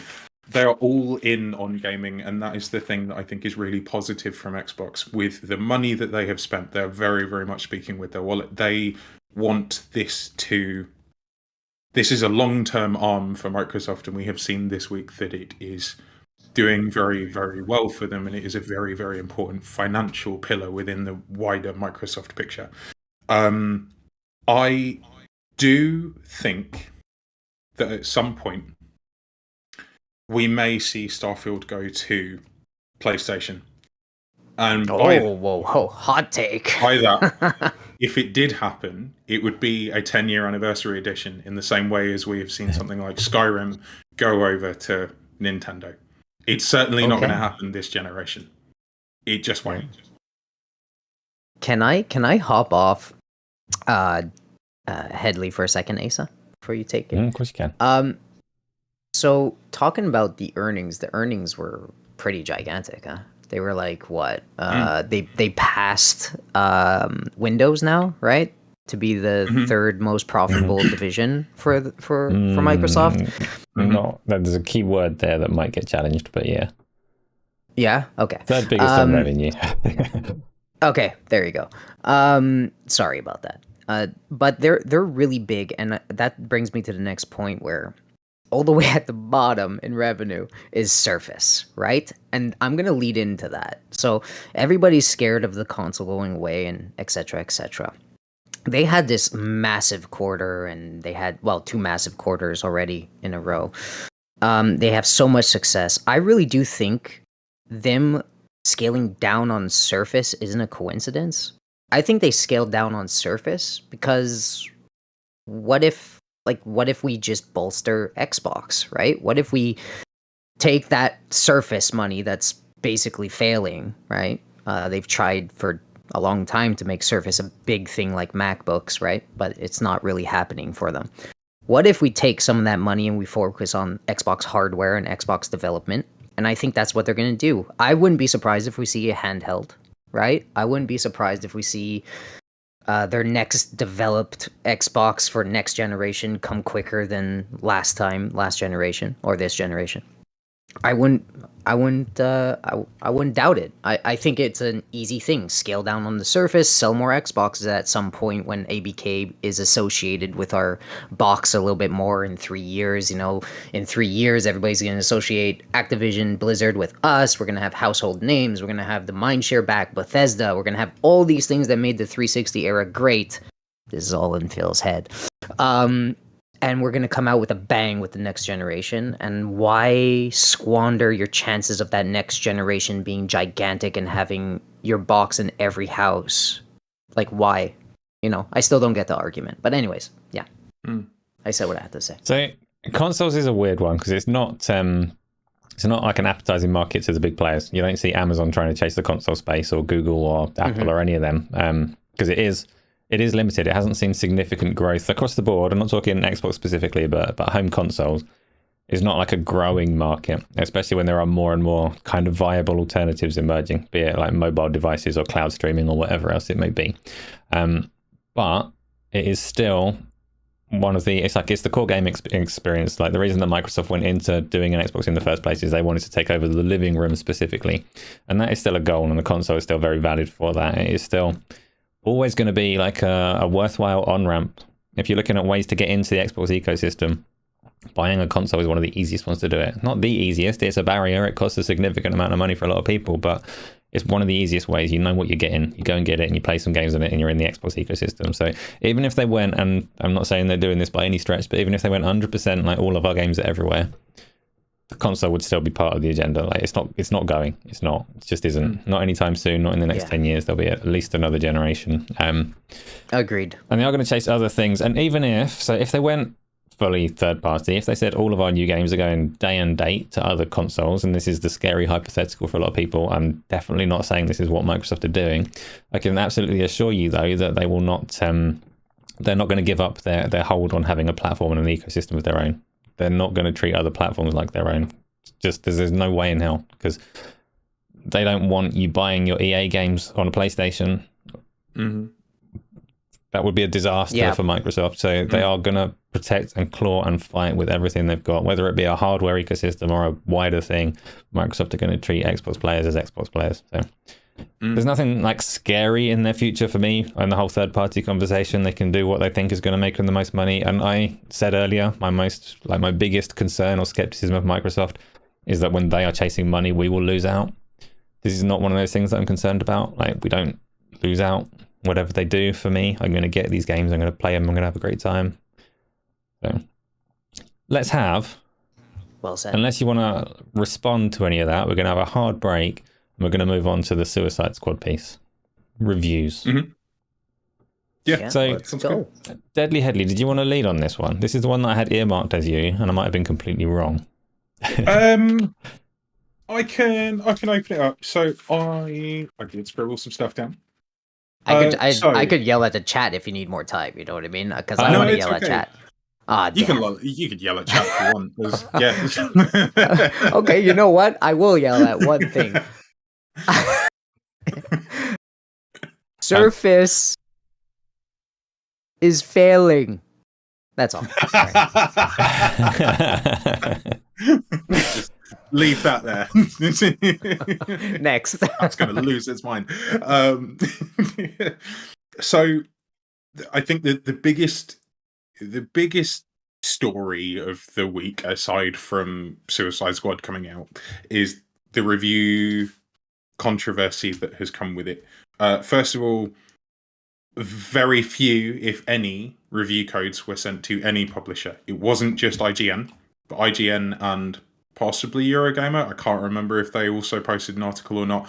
But some publications started making a bit of a stink about it, which I think probably isn't very helpful, because unfortunately we live in a world where people only read the headline. It is currently, so really it's only been reviewed in early access because officially it launches tomorrow. It is currently reviewing at a 61 on Metacritic, but that is only based on 5 reviews. So I think it's quite difficult to really get like a true picture of where the average review score is set. It's had a poor start due to server issues, which is unfortunate, as well as a bug that immediately allowed a player to end the game, as in complete the game, the moment they started it. So it's had a lot of flack and attention from the wrong angles, rightly or wrongly. I haven't played any of Suicide Squad, so I can't judge on it. I think it looks okay.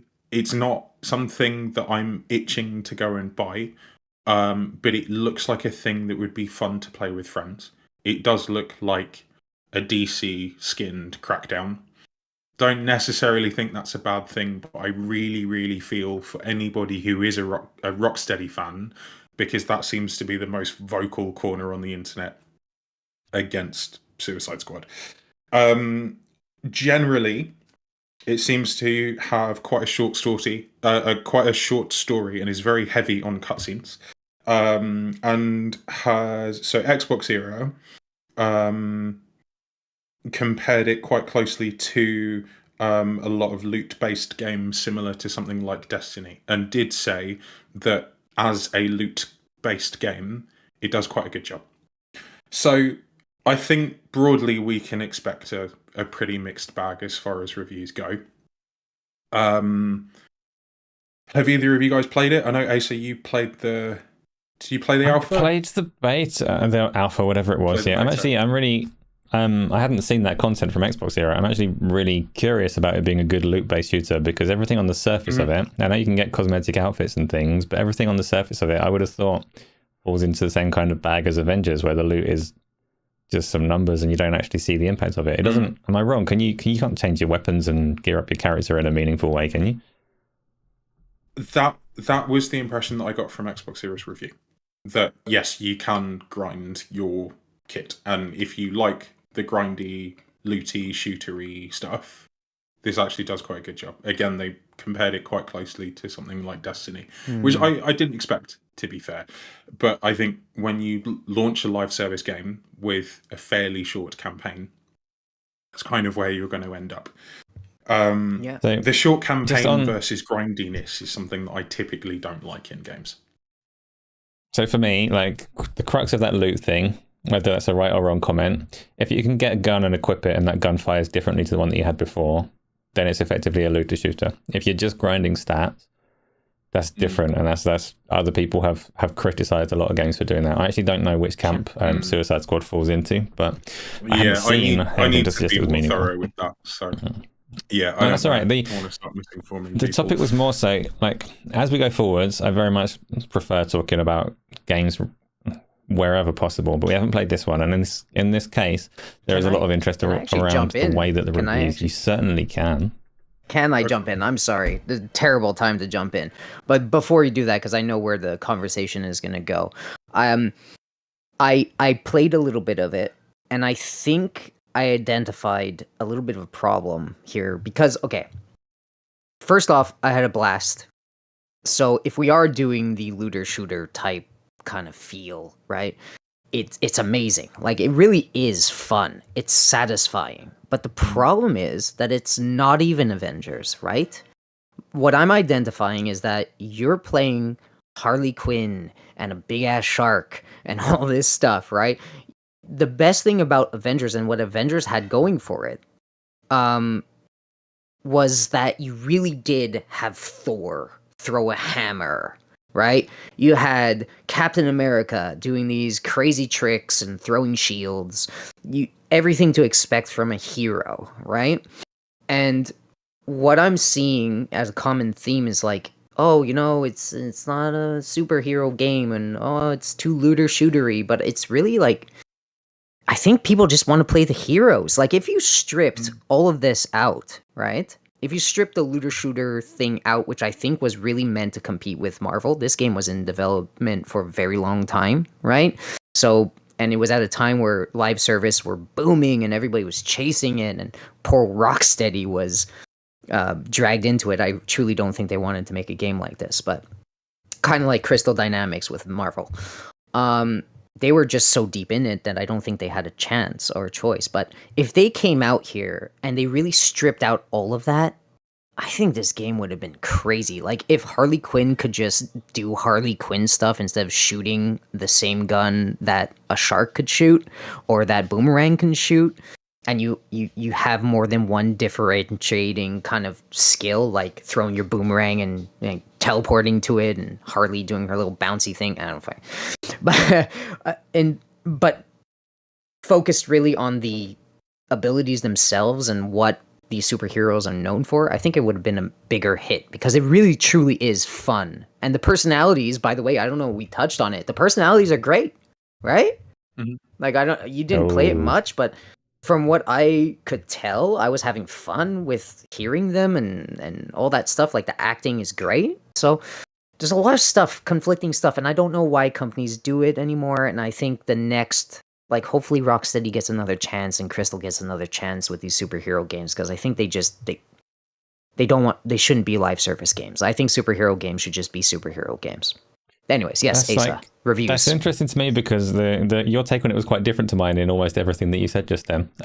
You said that you liked the characters and sense of humor and stuff. And when I played the Alpha beta thing, that was one of my least favorite elements. Like for me, it didn't like all fell short.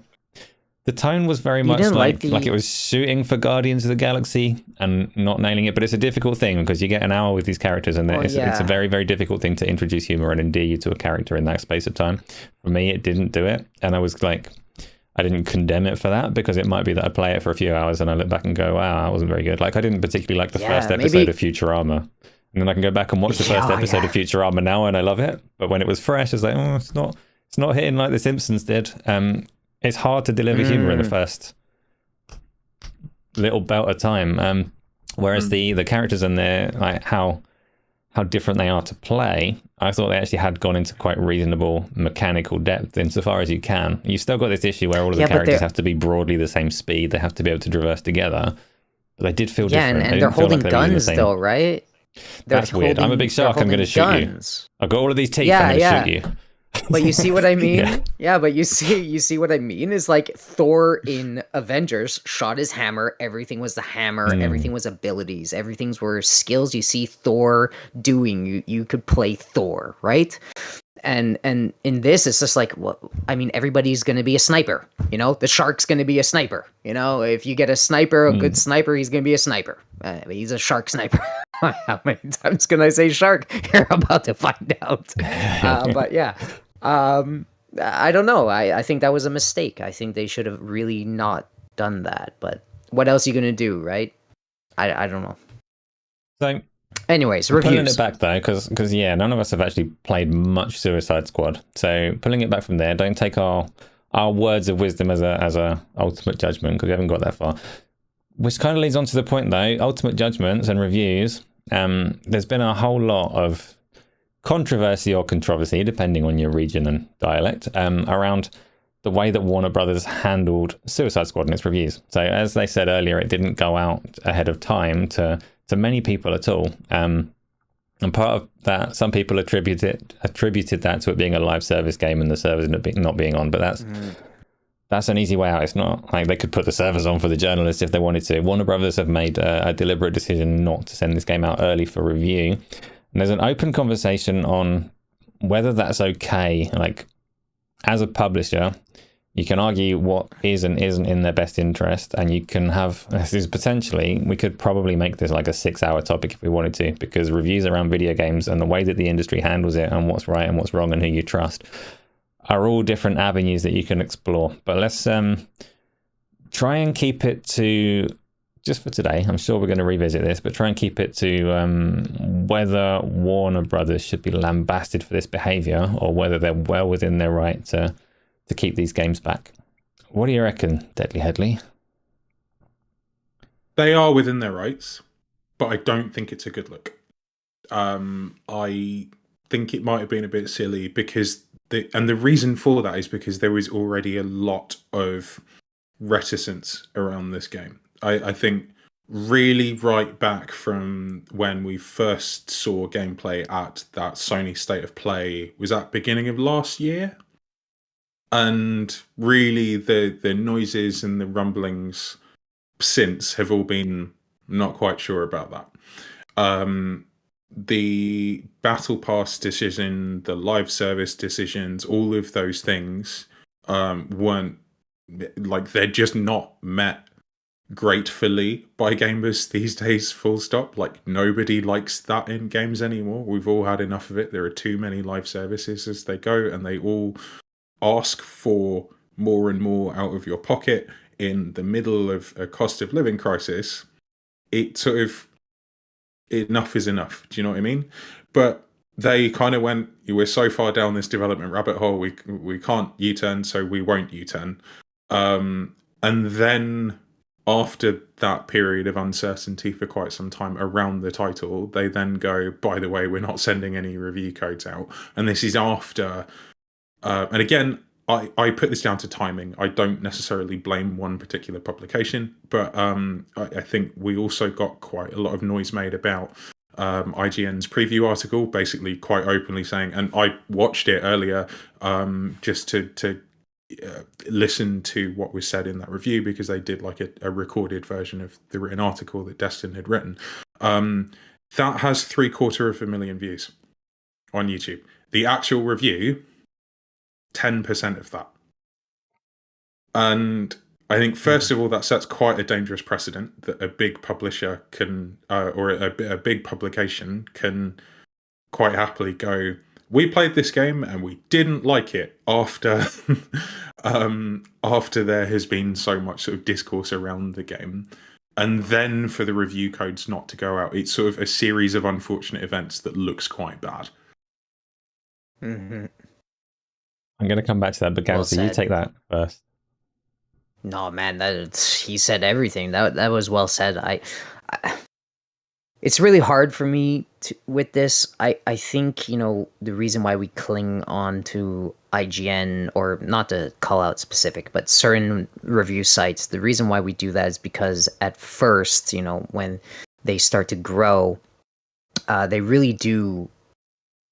They grew at a different time as well, where you can only get this type of stuff from these types of places. And you really had to be good at doing it. You really had to know, you really had to have that skill, and people, you know, there was really talented people in IGN when it started, and versus now where it's a mixed pot in a different age, and what gets the algorithm going is a better solution than actually writing a good article nowadays. They could do whatever they want.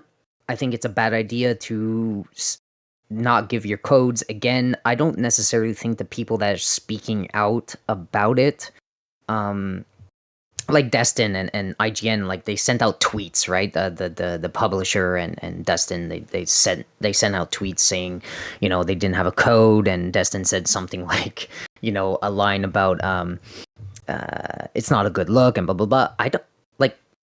I don't disagree with him. It's not a good look. If you're hiding a code, right? It's not a good look. No, don't do that. You know, don't do that. You need to get your game out there and promote it, and just make a solid game, right? That's the if you didn't make a solid game back in the day, you'd be dead. Your game would fail, right? Today you have an opportunity to make, well, you should make a good game, and you should have as much eyes on it as possible, and these review sites really do enable that. I think the deeper issue is that Destin and these guys that work in IGN right now, a lot of IGN and a lot of big publications, they're not personalities like the YouTuber, right? They're not meant to give their opinions outside of the publication, right? It's like a new thing with Twitter and social media that they can do that openly and get the same traction. They really have to watch. There's a common thread. They really just have to watch what they say when they're not doing it in a professional type environment, because you could really mess up your environment. You could really mess up that website. You know, there's nothing wrong with most of the articles that come out of IGN. What does really ruin these reviewers and these review sites is the personalities saying weird stuff outside of the company and outside of professionalism. You know, when they're heated, you know, like Destin went on a huge rant about this game, right? Huge rant, ended up liking it, and then was like, oops, I was in my feelings, right? And it's just like, yeah, but how about just not tweeting, you know? When you're writing professionally, you sit there, you're not in front of a camera, and you could write. You know, you have your thoughts, you could think on it, you could stew on it, and then you make a nice, well-written article and you send it out, and you know, you have time to breathe. But like in these rage tweets, you don't do that. You go on Twitter, you say what's on your mind immediately, and then it backfires. So anyways, I think the whole I think the whole review thing, the code's not going out. It's their right. It's not. I agree. It's not a good look. Yeah. Do you think, like, we haven't got data to really determine this, like, for a fact, but is your gut feeling that them not sending out reviews for Suicide Squad will have ultimately hurt its scoring in those reviews? Well, people have marked it down because they're bitter. I would like to think that they didn't. I would like to think that they wouldn't. I don't think so, man. I don't. Sorry, Headley. Go ahead. Headley. I would like to think that they wouldn't, but we have also in the last year or so seen the Metro mark Hi-Fi Rush down because Xbox didn't put much out. So, right, so this is. I phrased it as a simple question, right? Like, do you think it's been marked down for this? But what I'm ultimately asking there is, do you believe in objectivity? Does it exist within gaming journalism? Is really what that comes down to. Like, it's a tippy scale, because at the end of the day, these guys are fans. Like, they're fans like us, right? They cover things they like. They cover systems they like. They have a bias, inherent bias, right? That shows in any form, anytime. I think it's almost impossible to be 100% like objective about things. Like, yeah, there has to be a bias somewhere. It's a tough question, Asa, man.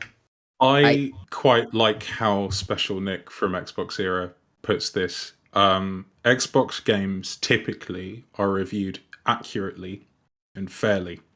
PlayStation games are reviewed like ads. They are marked way higher than they should be. And I will die on that hill. I don't think that Spider-Man 2 should have been given a 10 by anybody because it wasn't one. I don't think it should have been given a 9 because it wasn't one. At best, it was an 8, and it was a reasonable 8. It wasn't a 10.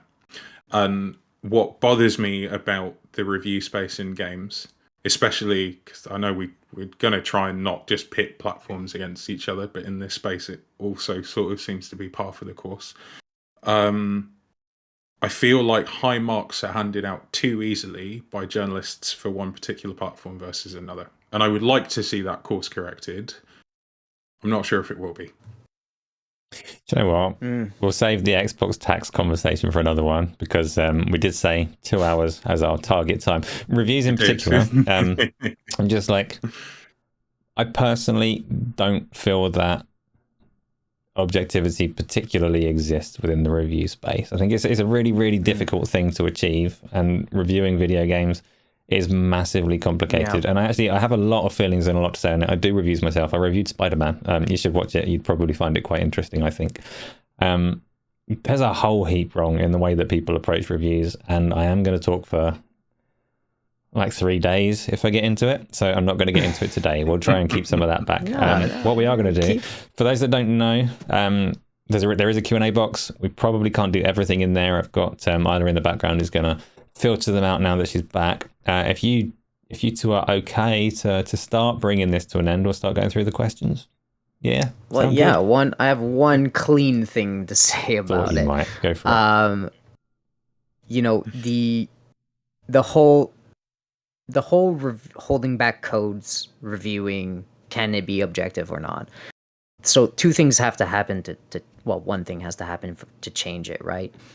First off, we have to understand that both these companies, WB is gigantic, so is IGN, right? So I'm not going to fight for WB or IGN. Screw that.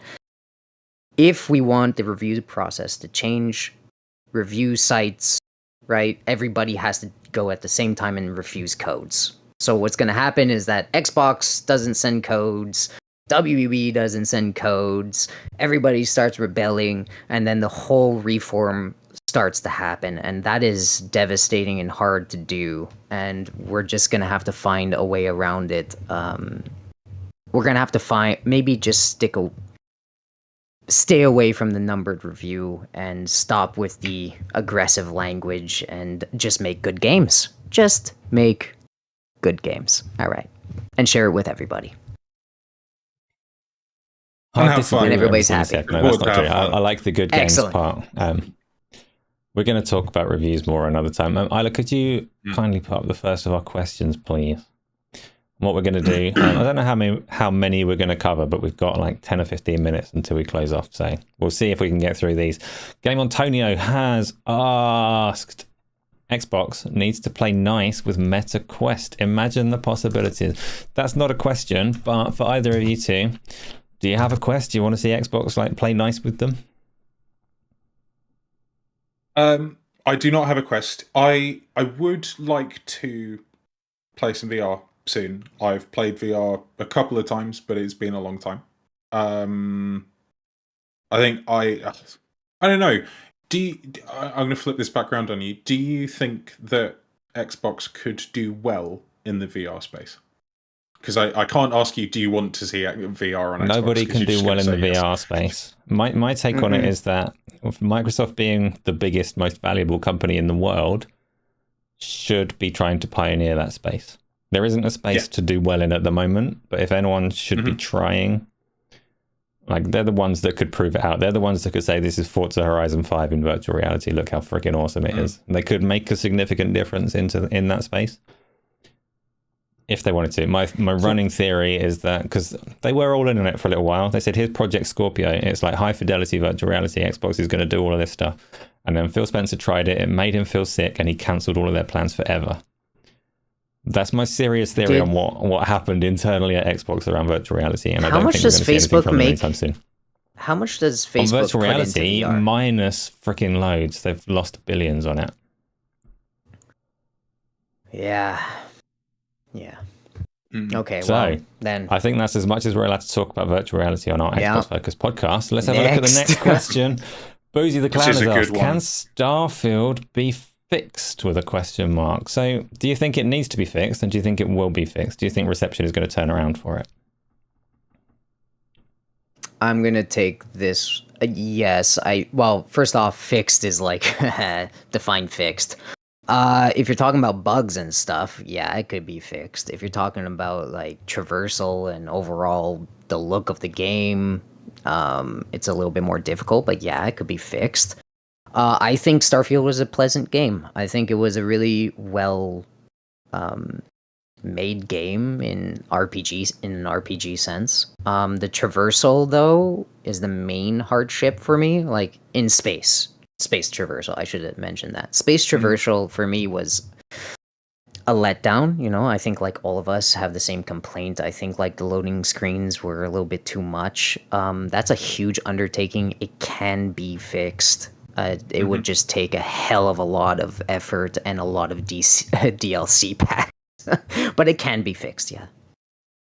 Give it like I love 3 hours for a good modder. It'll be done. I love Starfield.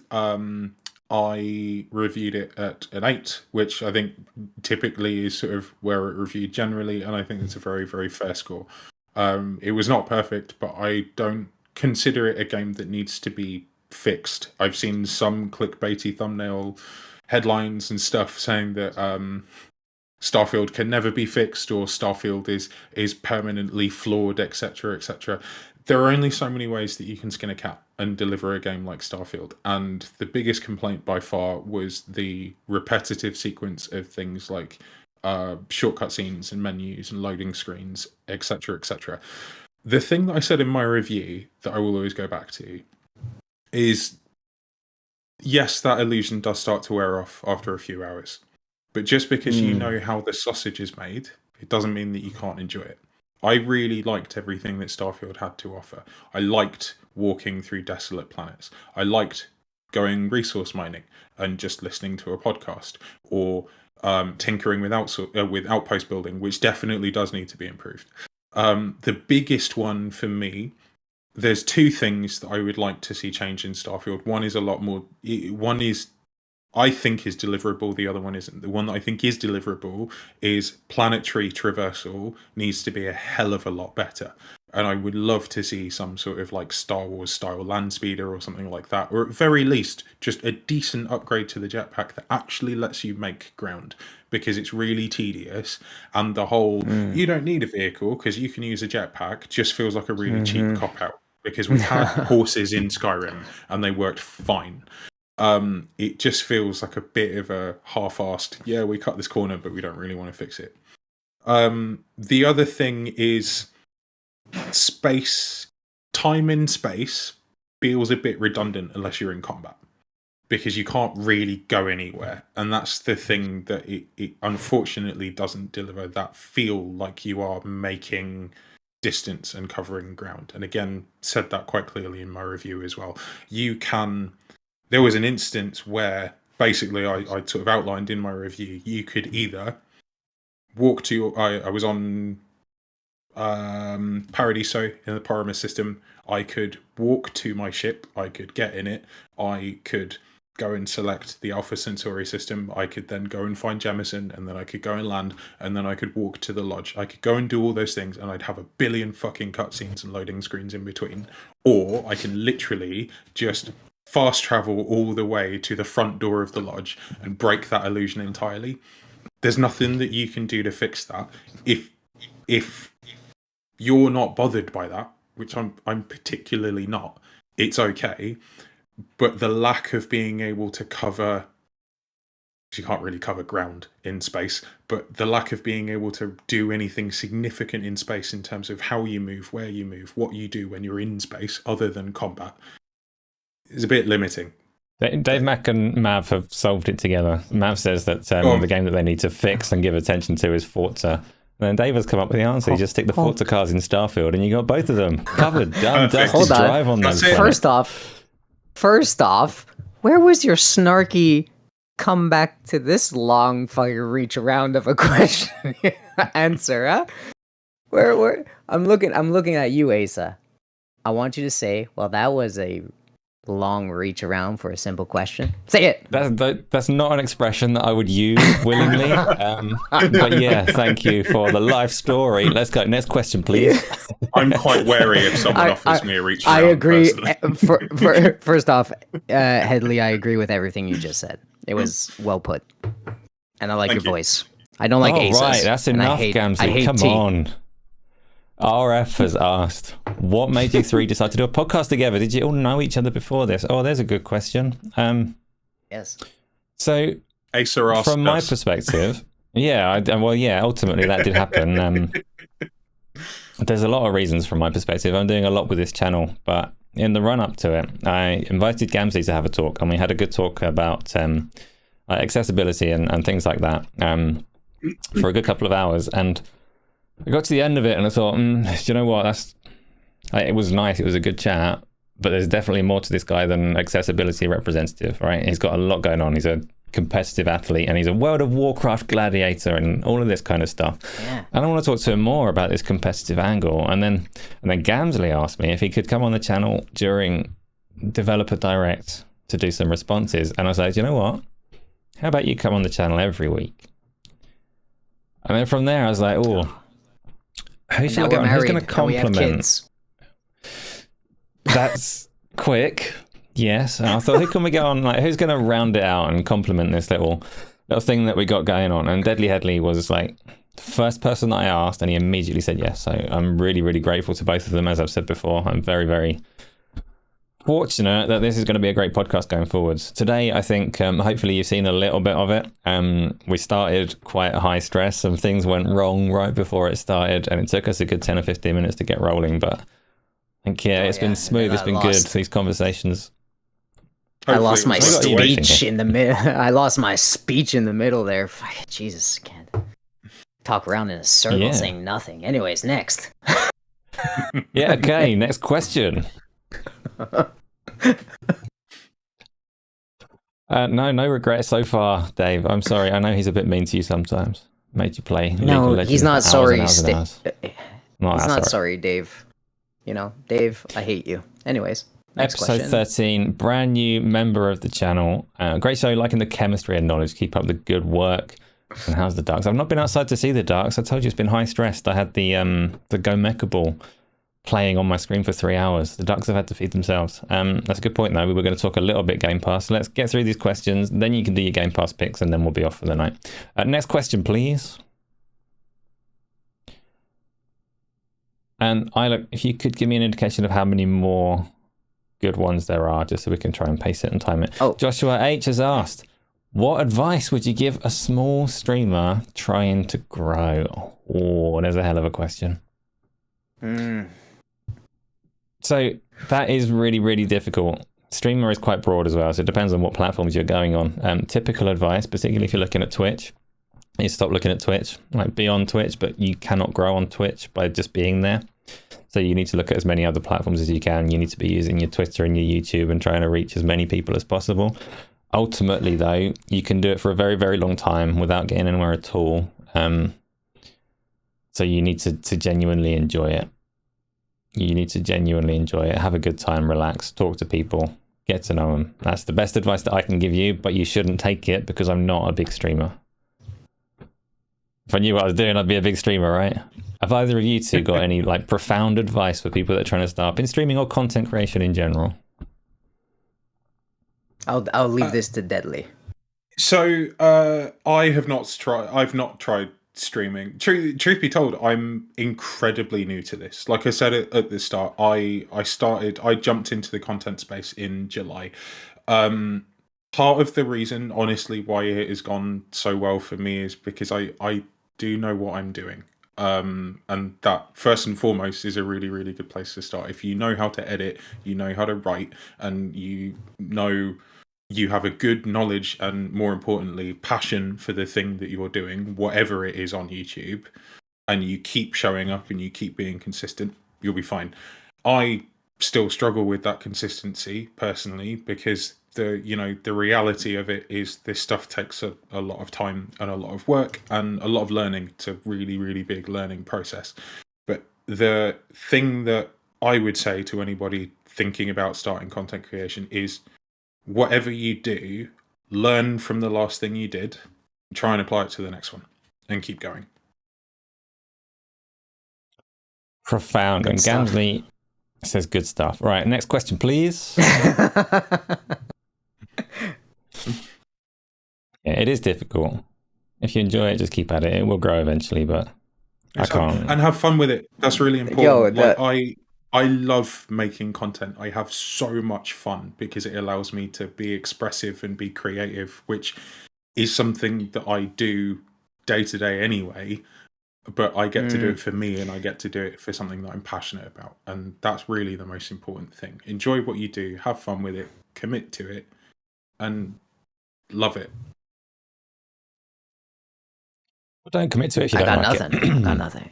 So that was the questions for today. What we're going to do before we do our outros, we're going to go into Gamzly. You had some games that you wanted to pick out, some Game Pass choices. Yeah. So in this show, we're gonna like pick some. The panel will pick some Game Pass games every week, and try to recommend you some. I recommended it on the top of my intro, but my weekly recommendation is going to be Go Mecha Ball. I really love Go Mecha Ball. Go Mecha Ball is fantastic. It's a lovely little game. I compared it to Hades in the way you progress, right? So every time you get to an end of a level, you'll have to choose one of 3 upgrades or one of 3 guns, and you go forth, right? Enemies will drop guns, and that's how you kind of discover more weapons to be upgraded or dropped or whatever. That's how you progress. And the bosses are fun. It's chill. It's basically not ping pong. Pinball. What's the Pinball. one with the little button? Pinball. There you go. It's basically pinball bullet hell. Just go in there and have some fun and wreck some stuff. The bosses are shiny and fun, and you're gonna have a great time. Go do that. I could recommend it with 3 thumbs that I don't have. Yeah, nobody's got 3 thumbs, Gamzly. Does the ball have like weight and momentum, or is it quite snappy and responsive? very snappy and responsive, but there's different balls. Pause. There's different types of mechs that you could have, and they all have different weight to them. So it's really nice. Go have some fun. The story is nowhere. Don't play this for a story. Just play this for fun. So that's my pick of the week. One's worthwhile. Deadly Headley, do you have any picks for the week? I know you've been a bit busy, so you might not have touched them, but anything? So there is one interesting game that I wanted to flag, and the only reason why I tried it was because my friend Josh, who I believe may be in the chat, so shout out to him if he is. Otherwise, I'm sure he'll be listening after the fact. Asked me if I wanted to try out a game called Hell Let Loose with him. So I said yes, because I quite like shooters. I hadn't really looked into it until I started playing it. It is an Unreal Engine 4 game. It was published by Team 17. And if I'm going to summarize it in a nutshell, it is a visceral portrayal of World War II. It is a first-person shooter, very, very similar to something like Battlefield. Visually, it is extremely impressive. It is very, very immersive, and it's hard. It is not an easy shooter. You're not even told. You're not even given the feedback when you get a kill. The first kill I got, which was after about 4 games, the only reason why I found out that I'd killed the dude was because an achievement popped. It is sort of as grounded as you could get to a World War II game. And if you're interested in it, I'd go and check it out. It's on Game Pass, like I said. It is challenging, so prepare yourself for that. But I was really blown away with, first of all, the visual presentation and the grounded visceralness of it. And I thought it was really interesting. So I'm gonna shout that out. Does it have like a campaign, or is it purely multiplayer? Purely multiplayer. Oh, it's so cool. That looks like a blast. I need to pick this up. It looks so good, man. Like it's crazy how good it looks. And it also Mecha Ball is better. Encourages. Mecha Ball looks really fun. What I did quite like about Hell Let Loose is that it encourages you to play without a HUD as well. So there's like a controller shortcut where you can, I think you hold the right D-pad button, and it sort of fades your HUD out because it it just looks so much better. Wow, the camera very looks. it's Camera just hard. Looks. Yeah. I love minimal or no HUD. That's awesome. Let's do then. I've got to say again, thank you to all of the people that have come and watched, whether you're still here, whether you watched it after the fact and all the rest of it. It is our first episode. What was your it has been good fun. No, leave me alone. I've been busy. Mine was the 2 that you picked, plus that Oh, I know what you got. No, Asa, you forgot. It's on the dock here. Look, you forgot. It's right here. League of Legends. Yes. League of Legends. Go play League of Legends. That's for you, Dave. I don't strongly recommend that myself, but Gamzly loves it. Let's do some outros. So we're going to start with Gamzly because you're probably taken till midnight. No, Gamzly, thank you for coming on. Obviously, you're going to be here every week, so long as you did have a good time. Tell everybody what else you're up to, what they can expect from you, and where they can find you. All right, well, find me right here every Thursday on this channel at Gaming Arcadia. What a great name that is, eh, guys? And Twitter at GamzlyTKD. You can find me there. I love this community. I'm always in it. The Discord is great. Get in that Discord. There's a lot of fun stuff going on and not so fun stuff. Be good to each other, and I'll see you next week. Thank you. And Deadly Headley, what are you up to? So you can also find me here every Thursday as well, which is very exciting. Still haven't really got my head around that, but it's awesome. I'm really, really happy that the 3 of us have a platform that we can just enjoy and talk about the stuff that we love on a weekly basis. It's going to be very, very exciting. And I'm really, really proud to be part of this show. You can find me on YouTube at Deadly Headley. You can find me on Twitter as well at DeadlyHeadley_. I make, like I said in my intro, I have a journalism degree. I'm a graphic designer full time, and I love playing video games. And a little while ago, I decided to combine all 3, and I'm really, really proud of the content that I make, and the production quality that I've had to sort of learn how to achieve in quite a short amount of time. But I love it. I'm having a really good time. So yeah, if you want to go and check out the type of content that I make, you can go and find my YouTube channel or follow me on Twitter. I am also on Threads, but I have like nobody on there. But if you're on Threads, come and find me because I like Threads and I think Twitter is shit. It definitely is, yeah. The worst of conversation takes place there. So me too. I do my own little outro before we head off. I am, and we are really building something good here. I hope you've seen from the tone of this show. There's none of the console war, and we're not like here to be adversarial. We'll pick apart any corporation, whether we're representing like their channel or whatever. We're not representing them, but you know, we will pick apart anyone and keep it as real as can be. So hopefully the tone is going to find you well. This is being built. This community has been built across YouTube and Discord and other places. So if you do enjoy it and you do want to get involved, please do. We are growing it and having a good time. Going to leave it there. There's not a fancy outro. It's going to cut off pretty abruptly. Hopefully, we'll catch you all next week. Bye.